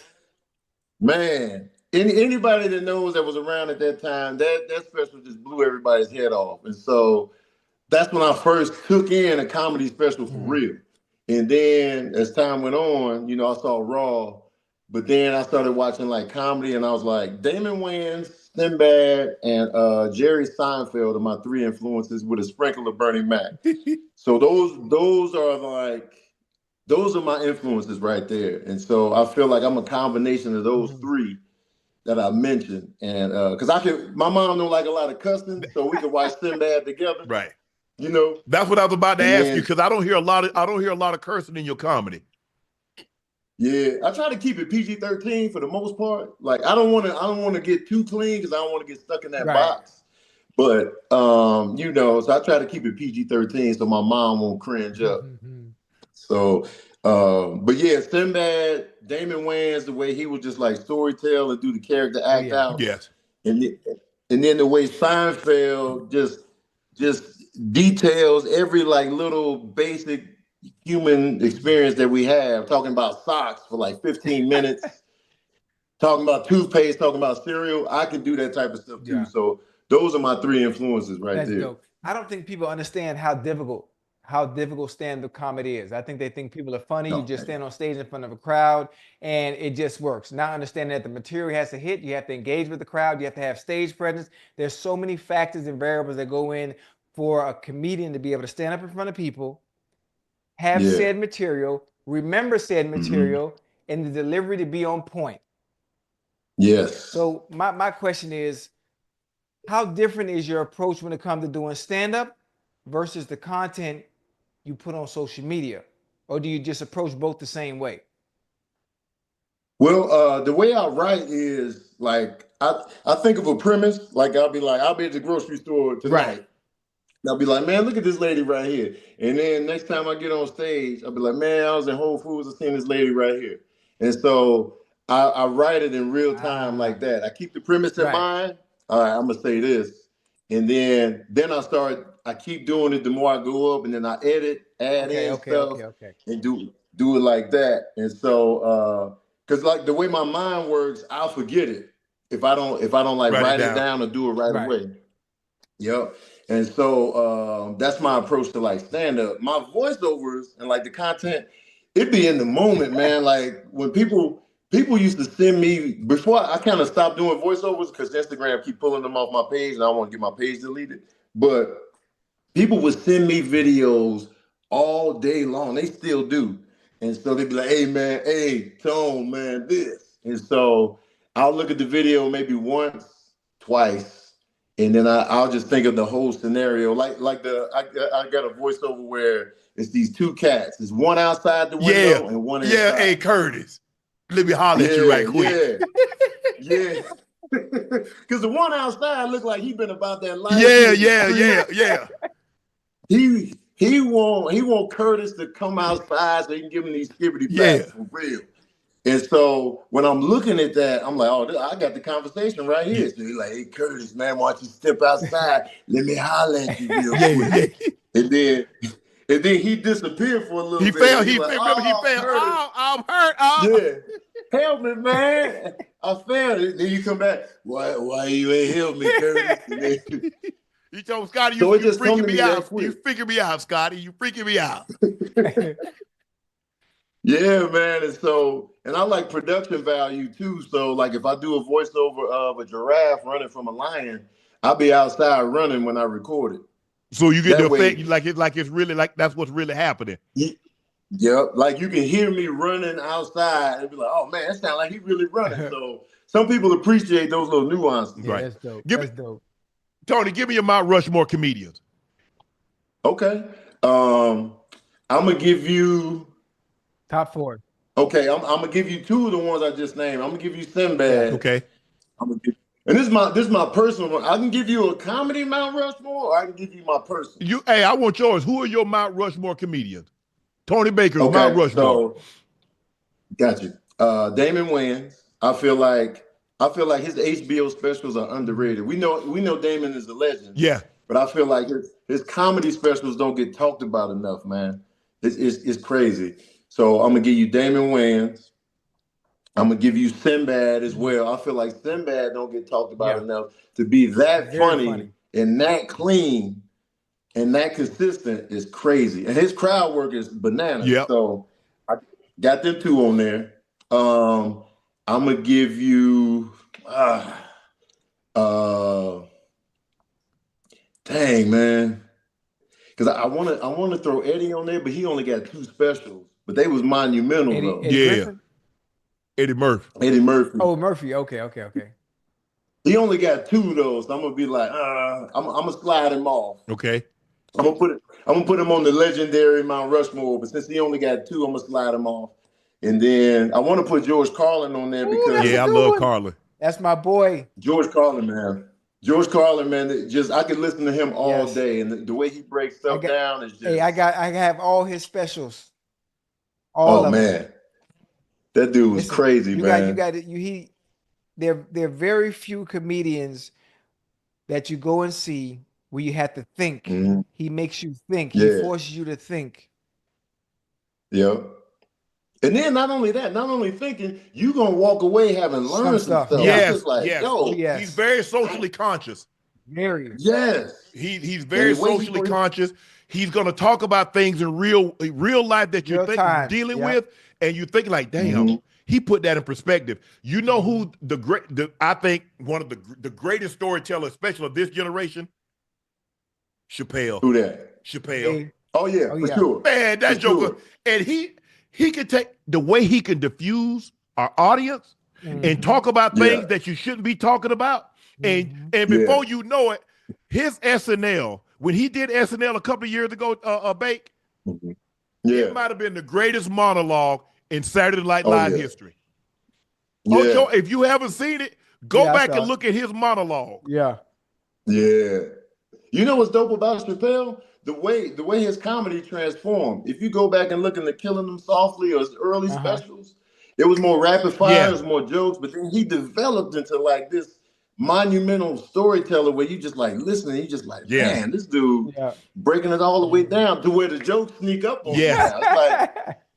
It's like I don't know if success made him more comfortable in his approach to where he could just be like, y'all gonna rock with me anyway, so let me just sit down and take smoke my this time. cigarette. Yeah, you know what I'm saying? But his transition is just crazy. Patrice O'Neal is another dude that I feel like Classic. If he didn't pass away, oh man, no telling where he would have went. What about Pryor? What do you think about Pryor? You know what I feel about Pryor? I would put him on the Mount Rushmore of the best comedians to ever exist, because when you look at Def Comedy Jam, it was 27-35 Richard Pryors on that thing. Like, he birthed so many comedians that if you were young and didn't catch Richard Pryor in his prime, you would go back and look at a Richard Pryor special and be like, yo, this reminds me of like Def Jam. That's because they were born from him. Yep. So it's like, you know, his style of comedy is just essential to the whole game because it changed everything. So I would put him right on the Mount Rushmore of, you know, the best comedians to ever do it. I think he's the most important comedian that ever exists. But you see a lot of these stand-up, and he was probably one of the first that did stand-up and transition to movies. Yeah. And then you got, you know, a Gene Wilder, and you got Murphy, and you got Kevin Hart. You got a lot of these Chris Rock. You get a lot of these guys that started off as stand-up, and it seemed like is that a natural transition to go from stand-up to go into the big screen? I feel like a lot of times, because what happened was with Richard and Eddie, you had that blueprint of like, all right, I'm gonna do stand-up, and then I'm gonna do movies like Richard Pryor, Robin Williams, Eddie Murphy, because that's what happened to me. Like, I always wanted to act, and so I was like, yo, let me try stand-up as a way to get exposure. But then what happened to me was I fell in love with stand-up as soon as I did it. So now when I get an acting role, I'd be like, cool, but I don't be like excited, like developing like a dope set. Okay. Because, you know, when you act, so much other stuff is out of your control. But with stand-up, I control everything. You know what I'm saying? Right. Like, you know, if I'm in a movie, I'm at the mercy of the casting director. Right. Then once I get past that, you know, I got to work with the director, the writers, the producers. They might edit my scene out. So you never know. And then, but for stand-up, I'm in more control of everything. Right. Like, it's me. So, but as far as the transitions go, that was the move. It was like it turned into the move where it was just like, all right, man, this stand-up comedian is so popular and so large. Let's throw him in a movie or two, man, because he's funny and he might stand out.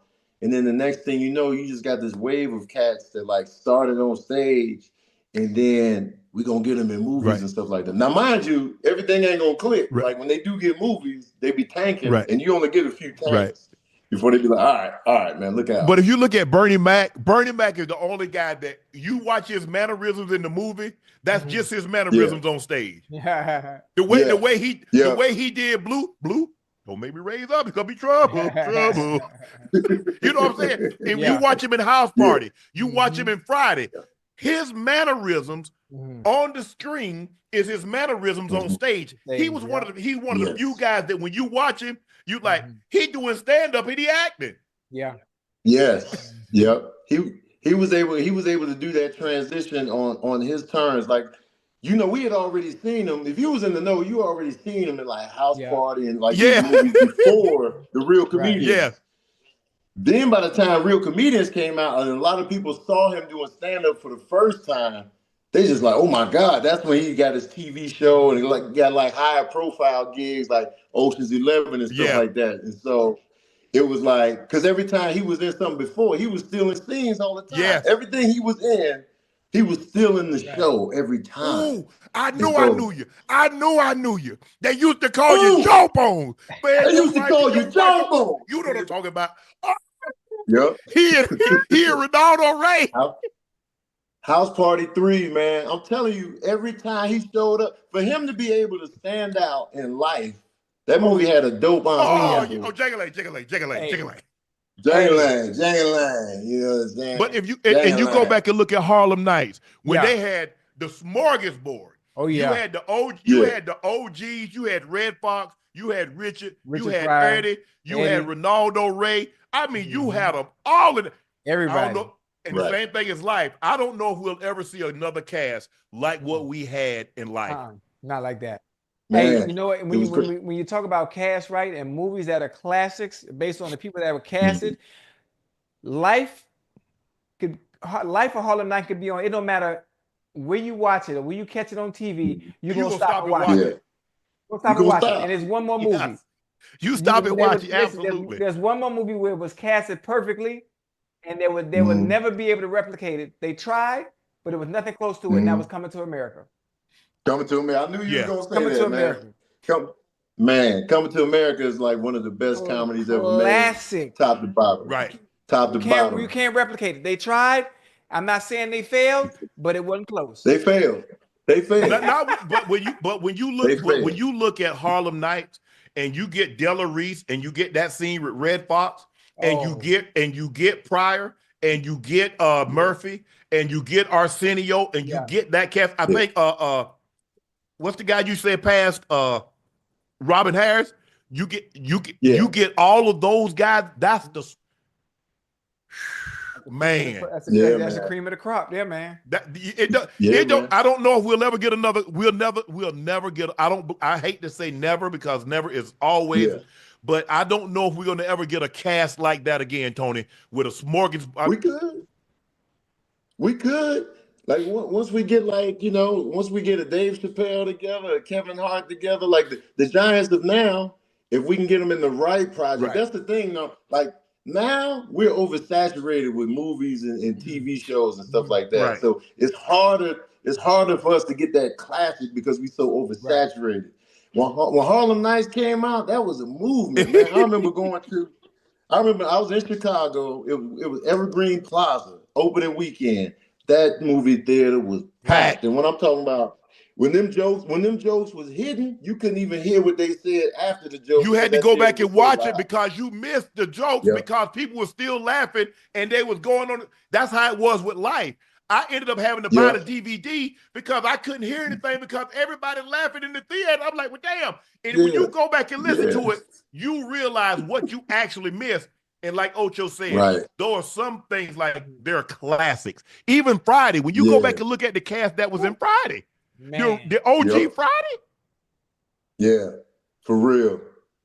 And it's hard making. I wish comedy sequels are the toughest sequels to make, man. Because Like an action sequel, all you gotta do is ramp up the action and you good to go. But like with comedy sequels, they be trying to relive the magic and then they just be feeling forced now. Yeah. And so once I feel like you trying to make me laugh, I'll be losing the will to do it. I'll be like, nah, you kind of forced it. And the funny thing about it, you can tell when they're trying to make you laugh when someone is authentic and organically funny, they're not even trying. The funniest people are not even trying. It just there's a certain it factor that you're just born with. You can't teach it, you can't coach it, you know, it just you got it or you don't. But Bake, because Friday felt organic. But Bake, you know the problem is that when the first one does so well and it makes so much money, you got to bring it back just cause for no other reason. You got to bring it back. When you see these, like, man, that's a good old movie. A movie did $5.5 billion. A movie does $1 billion. You getting a 2, a 3, and maybe a damn 4. It's like the Fast and the Furious. We done got 10. We up to 10 now. Yeah. They in outer space.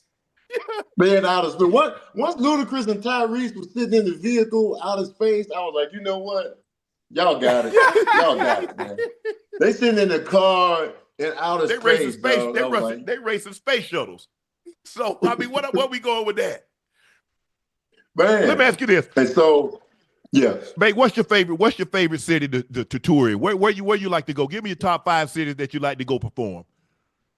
Top 5, man. I love the fact that you always do top 5 because I love doing top 5. I know. Anything. You can ask me a top 5 anything, I'm gonna give it to you.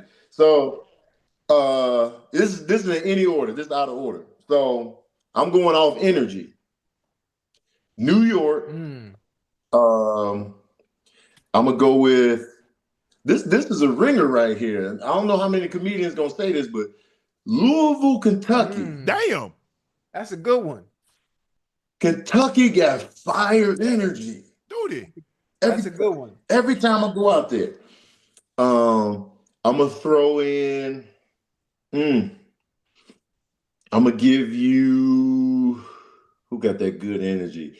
I really like performing in Chicago. I know I could be biased, but because I'm from there, but Chicago energy be fire. I'm gonna go with let's see, that's 3 right there. Let me throw that Baltimore in there. Okay, man. Baltimore, good. Can I cuss on here? Yeah. Baltimore, good ass time, dog. And then I'm a round it out with Philly is dope. I might round it out with DC, man. DC got them heavyweights now. They got Quake. Yeah. They got Chappelle. They got Wanda Sykes. Who else from Donnell Rollins. Yep. Dominique. Yeah, DC got some fire comedians. Chico from DC, ain't Chico Bean? Yeah, I think he's he from is. DC too. Yeah, man. I rock with DC heavy, just as a city as a whole, but those shows be fun out there. When you guys started, have you ever gotten booed? I got booed one time. I was at a casino. This was a casino in Southern California. And it was a casino the Laugh Factory used to book, and Tiffany Haddish was the host. So we out there. I make the drive out there. Tiffany hosting, doing her thing. I get up there. I'm on stage for probably about 15 minutes, and one dude was like, "Boo!" I was like, "Dog, man, boo!" So it was one boo. I didn't get the community boo, but it was one strong boo that he sat in. And so that's my only actual boo, though. But that's a boo, though. Hey, Bake, how you get booed? Dude playing the slots and booing you from while playing the slots. Boo! Boo, dog. It was a strong boo, too. I felt like he had his shirt off when he did it, man. I felt like his chest hairs was out. I was like, dang, man, you gonna boo me? And he was like, boo. He doubled down. I know you're a sports fan. Let me ask you this. Who you go? Basketball go? MJ, LeBron, Kobe, where you want to go? Who you go? I'm from Chicago. Ah, man. So you already know where this is going. So MJ. I got to give it to MJ, man, because he just changed everything. He did. He changed the whole. He shifted the whole thing. So I'm gonna go with MJ. Okay. Not only for that, not only because he played for the Bulls, but the stuff they was doing was just monumental. And I feel like, the what if is like, what if he never went to play baseball? And you know what I'm saying? The what if on that. We could have got 7, maybe not 8, but we could have got 7 because them Houston Rockets was cold. Yeah. But I'm gonna go MJ. I feel like LeBron is one of the best to ever do it. I don't like how people hate on him all the time. And I feel like LeBron is the best player with the cleanest image of all time. Because when you think about LeBron's image to be that great, it ain't been no scandals, man. He a family man. Yeah. You know what I'm saying? He ain't got no he stayed out of DUIs. trouble. He ain't no gas. Yeah. He don't. Yeah. He ain't had to go to court. You know what I'm saying? with no charges. Yeah. I'm like, yo, man. This is a good dude, right? Yeah, here. he ain't got no F in college.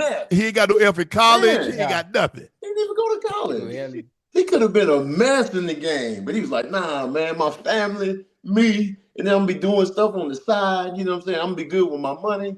I'm gonna take care of my body, man. He is like the blueprint I feel like the youth should follow in terms of how to manage being an athlete and whatever else you want to be at a high level and still keep your head on straight. And I feel like Kobe is the Terminator. Like, he out there Jordan cloth of just like, I'm an assassin. My job is to kill you. He John Wick on the court. He like, yo, man, y'all kill my puppy before the game. And then he gonna go in there and make sure the job's not done. So yeah. Big, we got a fight coming up next year. It's gonna be in San Francisco. James Harrison in an MMA fight taking on Ocho. Who you got? Well, you really doing this, I'm Ocho? finna beat the brakes off him, man. I feel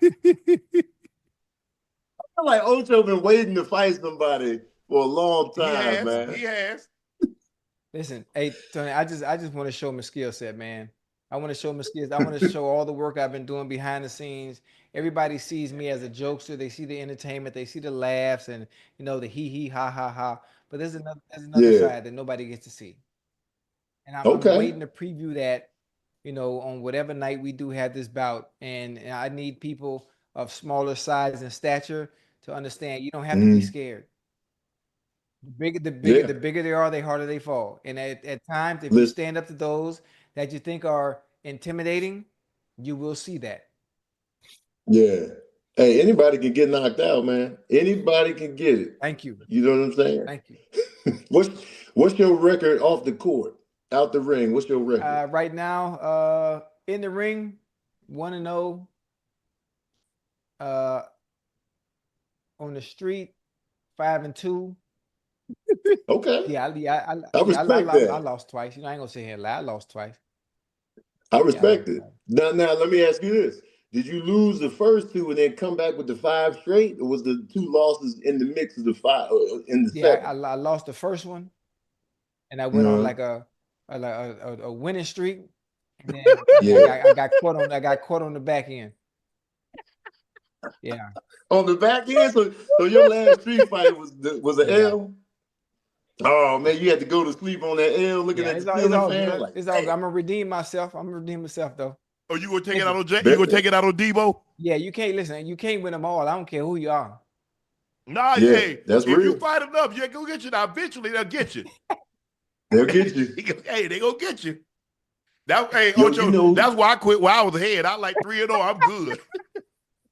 Oh, you 3-0? I'm 3-0. Hey, I'm 3-0. Hey, I'm done. I done got too old to fight now. That's how you tap out. You like, yeah. I ain't had a fight since I was 25. So, but what I tell people, hey, Bake, this is what I tell people. I say, I don't even know if I can fight anymore. But you probably don't want to find out. Hell no, man. I ain't trying to fight Shannon. That's a loss waiting to happen. You be like, but if you do lose to Shannon, you could be like, it was Shannon though. Hey, that's a good one. That's funny. Hey, Bake, we appreciate it, man. Best of luck, man. Congratulations on all your success. Hey, anytime I'm gonna catch you. I'm gonna catch you at one of these shows. Hopefully, we somewhere in the same area, and I can get out to one of your shows, man. Because I really love what you're doing, man. And so, congratulations. Thanks for joining us, and we're gonna check you out down the road. All right, man. I appreciate y'all, man. Yes, Thank you, sir. man. Thank you, Thanks bro. for the shout outs you was giving a long time ago, too, bro. Yes, sir. Hey, your podcast. You want to plug your pod? Oh, absolutely. Go ahead. So I got two podcasts. I got a solo joint called Verbal Cardio. You can catch that wherever you get your podcasts or Tony Baker Comedy on YouTube. And I got my other podcast, the Ball Brothers podcast, that I do with my bro Kev on stage. And we do that together. So we drop those every Tuesday, and that's everywhere you get your podcast from as well. And y'all should have Kev on here, man. He would kill it on here too, Bet. man. We're going to look to do that. Yes, sir. All right, y'all. All right. Appreciate it, bro. All right, for sure. I don't know how to get off of here, though. Leave the chat. Okay, all right. I'm trying. Yeah. Hey, that was dope. That was great. I mean, the guests that we had, TJ and Bake, they were unbelievable.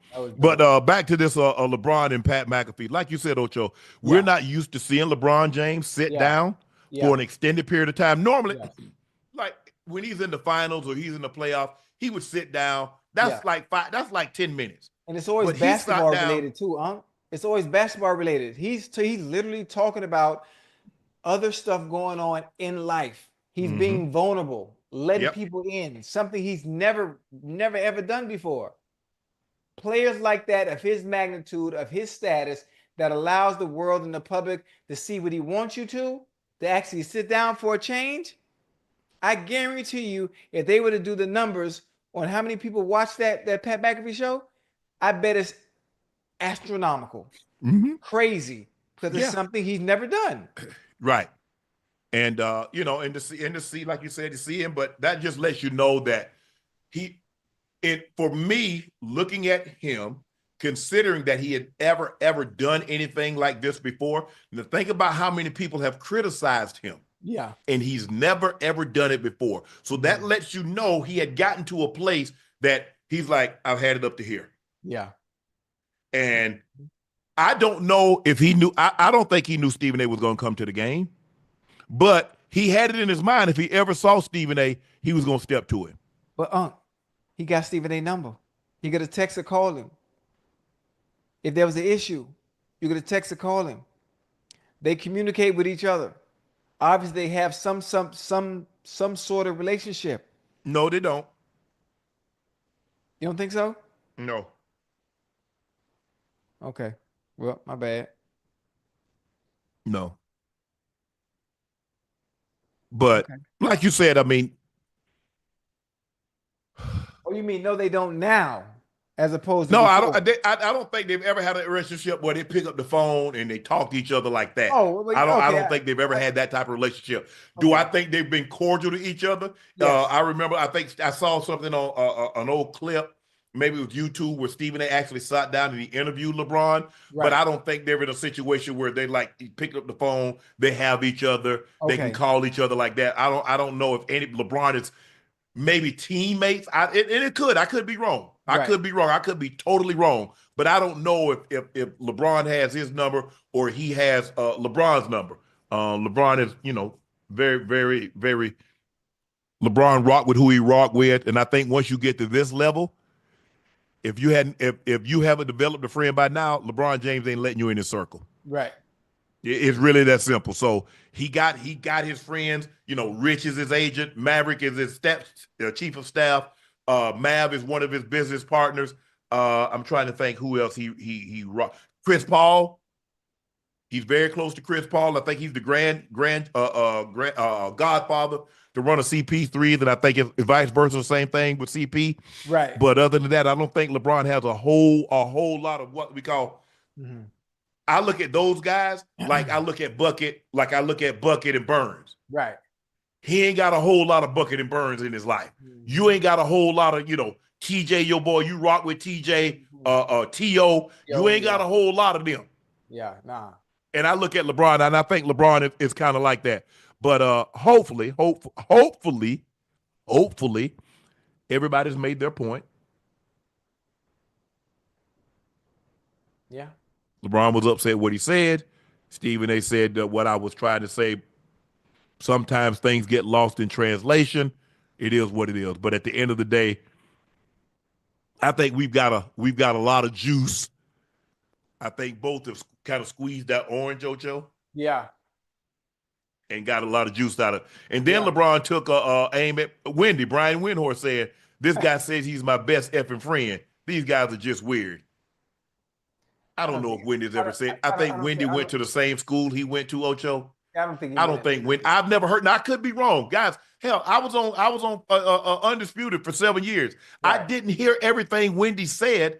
As a matter of fact, I didn't watch anything on anywhere. All I watched was the games that were on ESPN. I don't watch any other debate shows. I don't watch any other shows that do what I do when I'm going to be talking about something, because I don't want what they say to creep in what I'm going to say.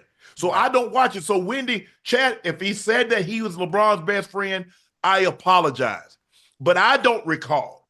And if I misspeak, I apologize to you guys. But I don't believe Wendy has said that he's LeBron's best friend. I think because he's covered LeBron for so long, and I think they went to the same school, St. Vincent St. Mary. He says, I think he said, I might probably know him better than anyone else. But I don't get why, I mean, he would say that about Wendy.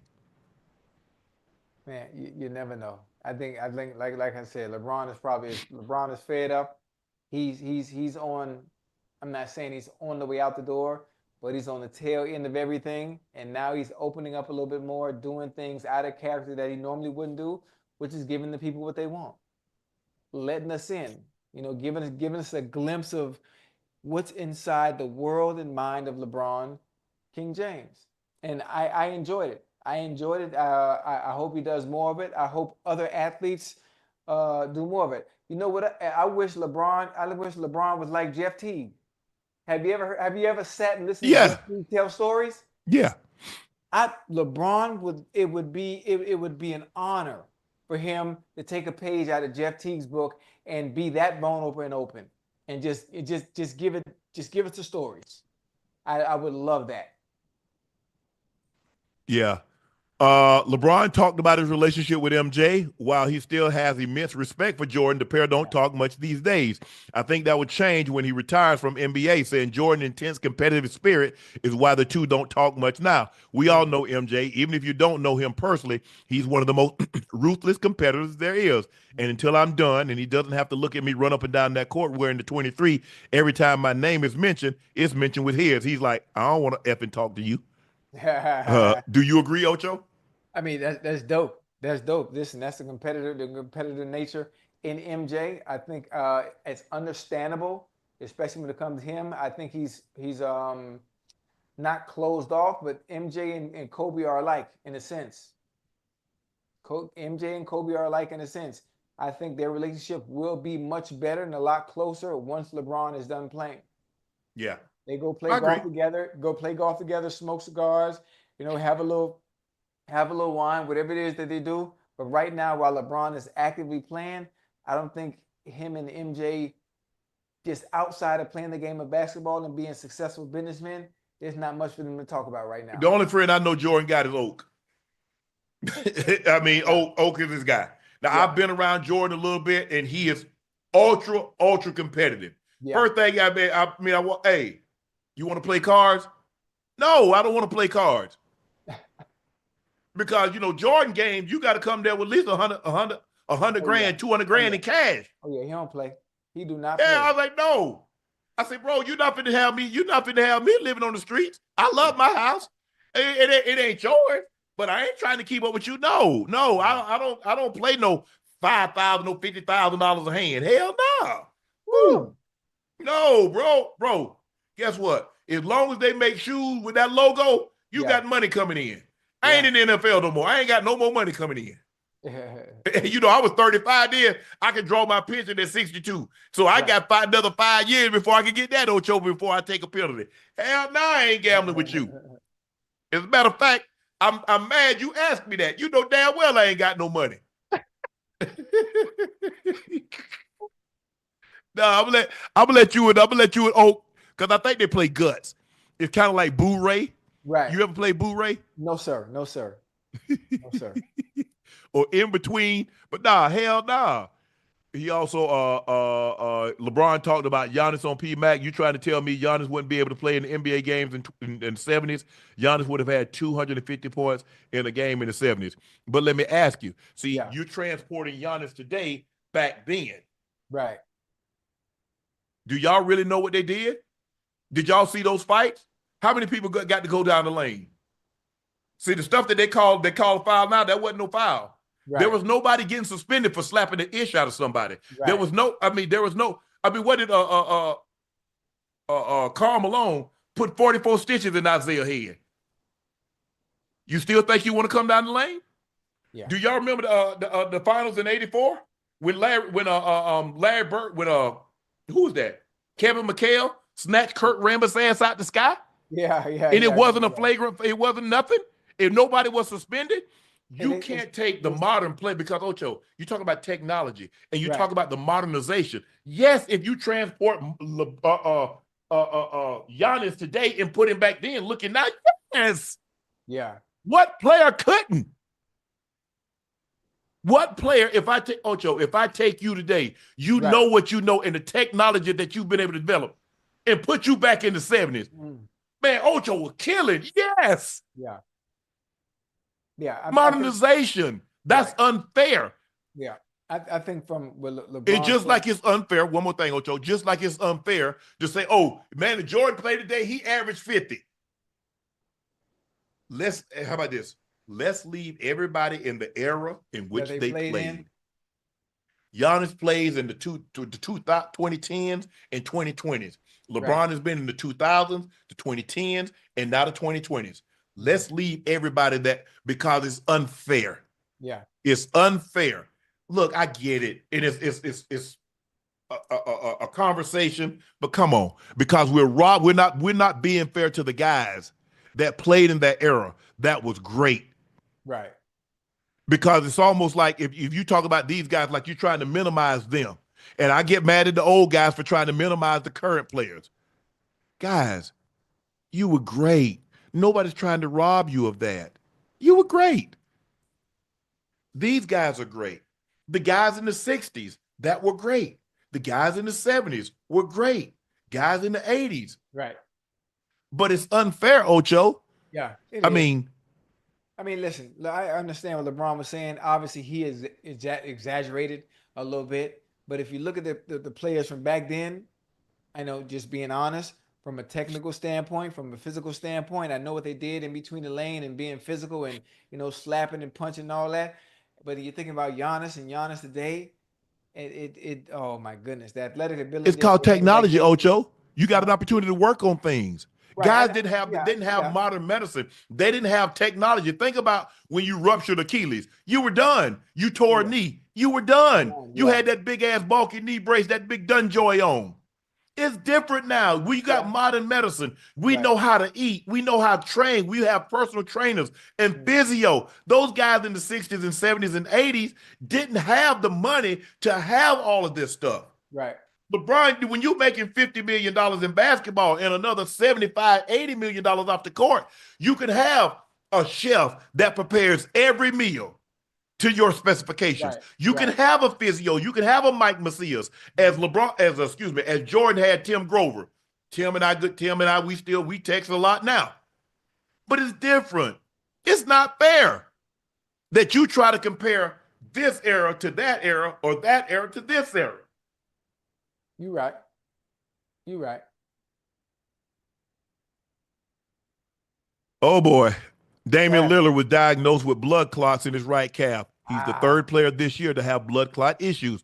In 2022, the playoffs, no Chris Middleton. In 2023, Giannis plays 2 out of 5 games. In 2024, Dame and Giannis both were injured.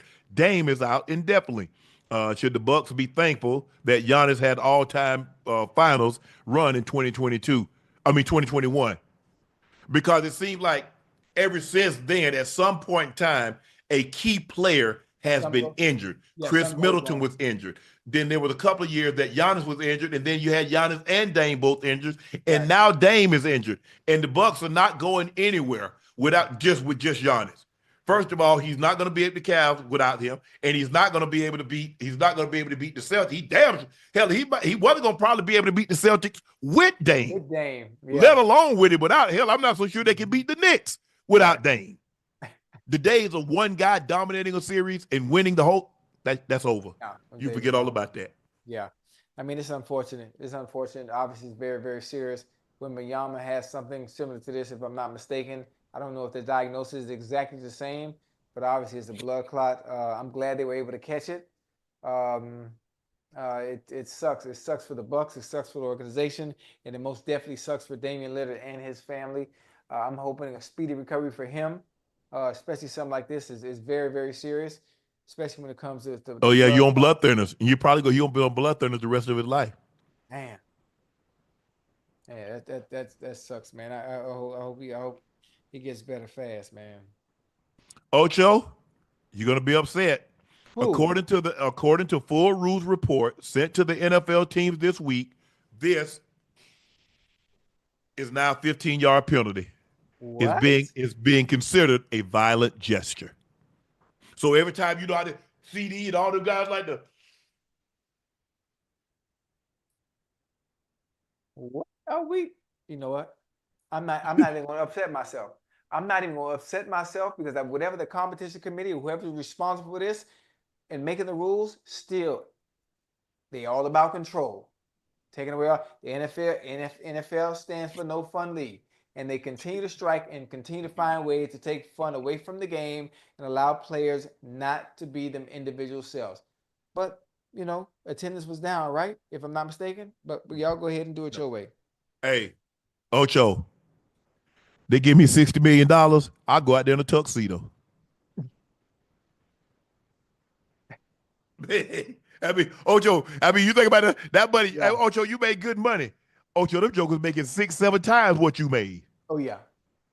And you think about what you made and not six exit. Yeah. Okay. Hey, Ocho, I'm gonna have everything all nice and neat. I'm gonna tuck my shirt in, pull them socks up nice and high. Hey, I don't want no problems. I don't want no problems in the field. I tell you one thing. If I was playing in today's era, all the stuff I was doing back then, I'd still be doing it now. You still do it? Oh man, plus some. I ain't gonna get no penalty. I ain't gonna do nothing to get my team a penalty. But you know, I never got my team no penalty. I'm gonna talk ish now. Oh yeah. But then now you can't say the N word, Ocho. Yeah, I know. Can you imagine if we was playing during the social media era? You know how many times we done said the N word on that field? Oh yeah. You heard me? Can you imagine if we were playing during the social media era? Oh Lord. Man, listen. No. Boy. Whoo, Lord. Not me. Mind you, I got in trouble for tweeting on the sideline when we played Philly. I got in trouble for tweeting on the sideline in the middle of a preseason game. That was the beginning of social media era for me in 2009. Can you imagine? Man, listen, I score a touchdown and go live on Instagram. Oh, who? I told you. Because you know, Ocho, I did this. But see, I did the celebration where I pretended like I had a phone. Joe Horn actually went and hit a phone. Pulled the phone out. I said, pretty soon somebody go, hey, I ain't gonna lie. One time, I'm gonna say, look here, I'm gonna send 100,000. I'm gonna call Uber Eats. Uber Eats gonna bring me a piece on the sideline. Hey, one thing I would say, look here. Hey, I would tell my agent, my financial people, I said, look, I'm sending 100,000 aside because I know I'm gonna get fined. Oh yeah. Uber Eats gonna bring me a pizza. Hey, that's a good one right there. Listen, today's game, I will push the envelope. I really, they allow everybody to celebrate. They allow group celebrations, but everybody's doing the same stuff. Nothing is authentic. Nothing is organic. They're doing stuff they see on TV. They're doing stuff they see on TikTok. Right. You get that. Oh, the NFL is all about fan engagement, right? Oh, this is what y'all want? You want the fans to enjoy the game and have fun? No, we tell y'all how to engage the fans. Don't you try to come up with something OG. Oh, no. Oh, I'm coming up with something. I'm going to push the envelope. Don't let me score in the north or south end zone. Don't let me be playing away. Man, I'm pulling the fan out the end zone, man. We're going to sit there and do the kid and play. Then I'm going to put him right back in the stand. Can you imagine? Man, you going to get the fan thrown out. You know the fans can't step on the field, man. You going to get them thrown out. That is a memory. I promise you, if I was playing today, Whatever game I score, I'm telling you, I will pull a fan out the stands in the north or south end zone, pull him down, and do the kid and play. That will be iconic because it's something that's never been done before. Everybody's doing stuff now that you can celebrate. They just repeating the same stuff over and over. Somebody has to push the envelope and make it fun. Make it fun. All right, Ocho, it's time for our final segment of the evening. It's time for Q&A. Let me use the bathroom real quick.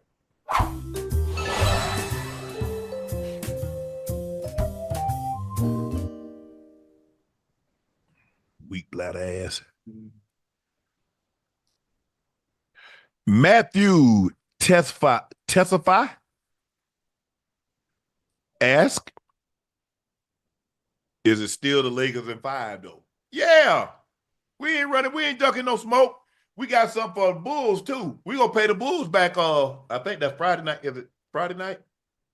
When they pay the Bulls, Ash? Friday night or tomorrow night? I don't know when it's tomorrow. Oh, damn. Oh, maybe I spoke too quick. Now we got something for the Bulls. We gonna pay Kobe White back, man. Kobe White, Josh Giddey, and Brazilis, man, they did something bad to us. We owe y'all. We owe y'all, Pook. So we coming to the house that Jordan built. Gonna try to drop about 130 on y'all. LeBron gonna go for about 40, 10, and 6. Ocho, Fruits for Life say Chad Johnson, Magic Johnson, Johnson and Johnson. Lakers in 5.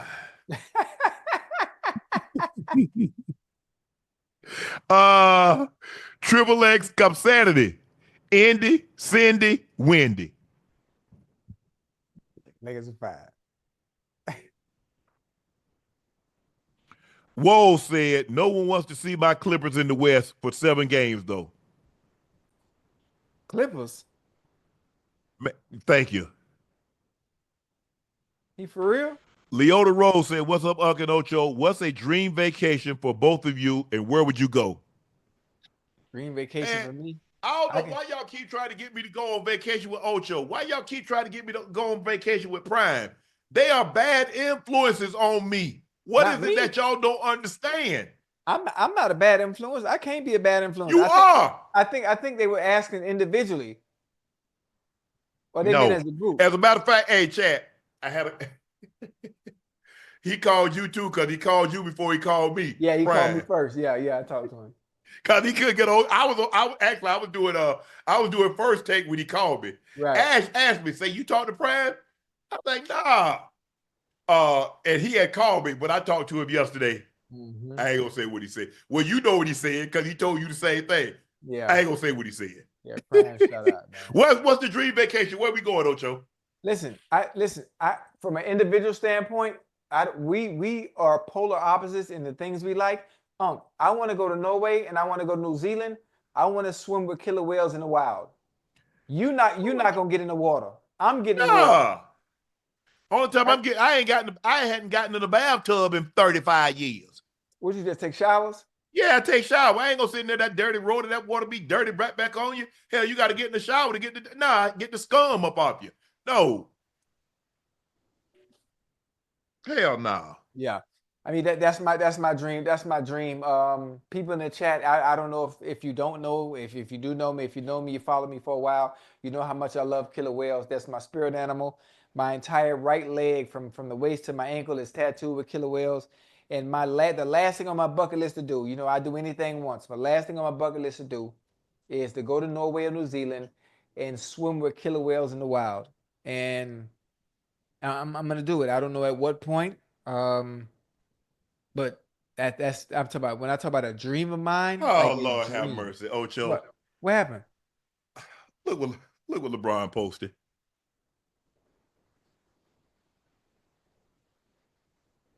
Who is that fighting? That's Stephen A. Boxing. He posted that for bro. Nephew. He posted that for real? Yeah, he just posted like 8 minutes ago. See, he look at it, and then he posted the other one. Hold on, he egged it on now. He egged it on purpose. Hey, Few, come on now. Let that go. Now you know your rock with you, but let that go now. Come on now. I told you they weren't gonna let it go. I told you that. So now Stephen ain't gonna respond. He got to respond tomorrow. Oh Lord, have mercy. Hey, this is a good thing. Oh Lord, have mercy. LeBron followed the kid, man. Okay. Yeah. I didn't know he followed the boy. Okay, appreciate that. Man, Bron, come on, Bron. Come on, stall him out, Bron.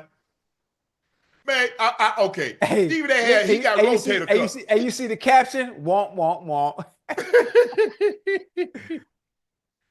First of all, man, Stephen A. got rotator. He got bad rotator cuffs. That's why he's swinging like that. He ain't fluid in his shoulder. Okay. Man, come on, Bron. Hey, Ron, shout out, boy. Ever since Bron, yeah, he just posted that like 10 minutes ago. Yeah. Hey, Chad, I don't know if y'all know. I'm sure y'all watch the show. Ever since Bron sent me that 50,000 point ball, man, he been acting different, man. Lord have mercy, Bron. Do you like this new LeBron? Yeah, I like the new LeBron we seeing right now. He probably watching. He probably in the chat. Ocho, J213 said, "Hey, Unc and Ocho, pick one to survive against for 2 minutes on a football field: an elephant, a grizzly bear, a silverback, or a hippo." Well, that's easy. Which one? The elephant. Yeah, elephant or the hippo, because they ain't got no lateral movement. I'm just gonna dodge. Yeah, but the elephant. Forget that. I don't even want a chance to hippo.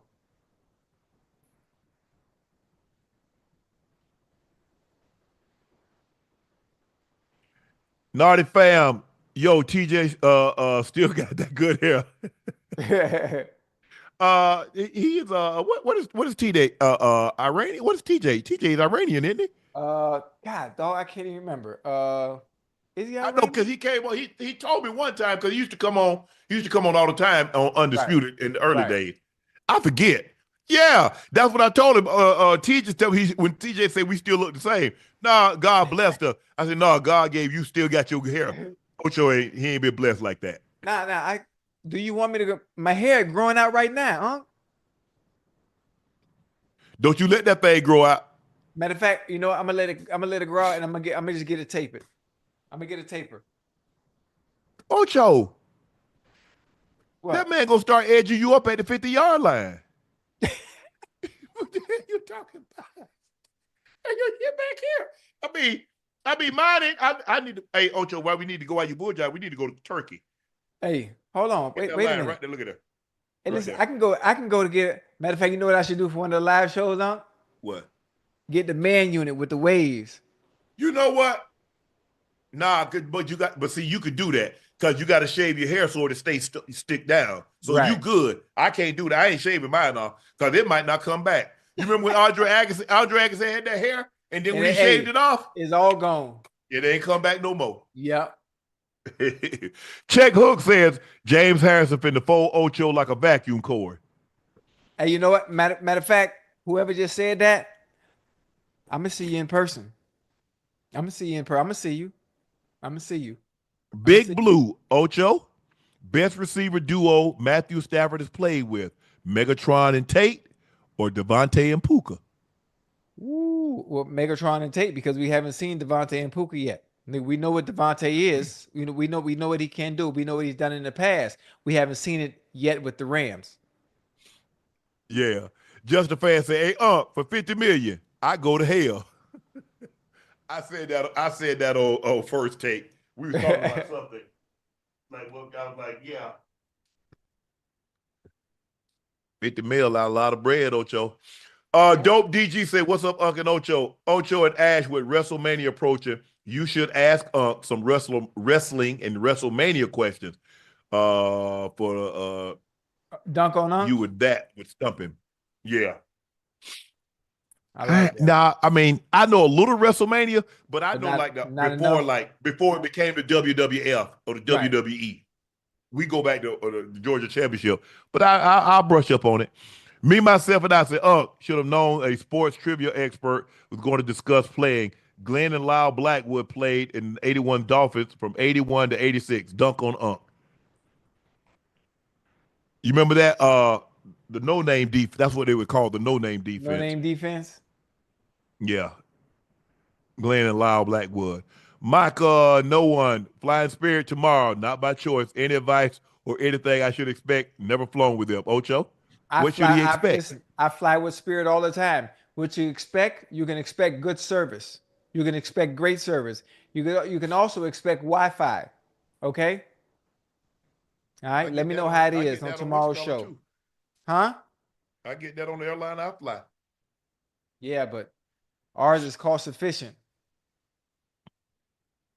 Can't put a price on my life. But anyway, that concludes this episode of Nightcap, brought to you by Boost Mobile. Visit your nearest Boost Mobile store or boostmobile.com to join their nationwide 5G network today. Thank you guys for joining in. Y'all know me, your favorite Unc, Shannon Sharpe, number 85, Liberty City's own, route runner extraordinaire, bingo, Ring of Fame honoree, Pro Bowler, All-Pro. That's Chad Ochocinco Johnson. Please make sure you hit that subscribe button. Please make sure you hit the like button and tell family, friends, and loved ones to do likewise. And go subscribe to the Nightcap podcast feed wherever you get your podcast from. Thank you guys for your support. Thank you guys for your loyalty and continued support. We greatly, greatly appreciate it. Go check out Shea by LaPortier. We have it in stock, and if you can't find it in a city or state near you, don't worry, we're coming soon. But until the meantime, order it online. We'll ship it directly to your door. Please drink responsibly and stay safe. Check out my media company, Shay Media, on all of its platforms, and my clothing company, 84, with 84 being spelled out. Everything has restocked. The link is pinned at the top of the chat. Supplies are limited, and once they're gone, they're gone. So please get yours while supplies last. Tickets for the Not Safe for Work tour went on sale this morning. 8 stops, Friday, June 13th in Baltimore. Saturday, June 14th in Philly. Saturday, July 12th in Charlotte. Saturday, July 19th, Los Angeles. Friday, July 25th in Miami. Saturday, July 26th in NYC. Friday, August 15th, Chicago. And we close out the show Saturday, August 16th in Detroit, Michigan. Tickets can be found at shayshaymedia.com/tour. That link is also pinned at the top of the chat. Guest lineup is looking real nice. Can't wait for you guys to check it out. Don't miss us. Get your tickets now. I'm Unc. He's Ocho. Thank you guys for joining us. Thank our special guest, TJ Houshmandzadeh, and the very funny and talented Tony Baker. Tony Baker. We'll see you tomorrow. Out.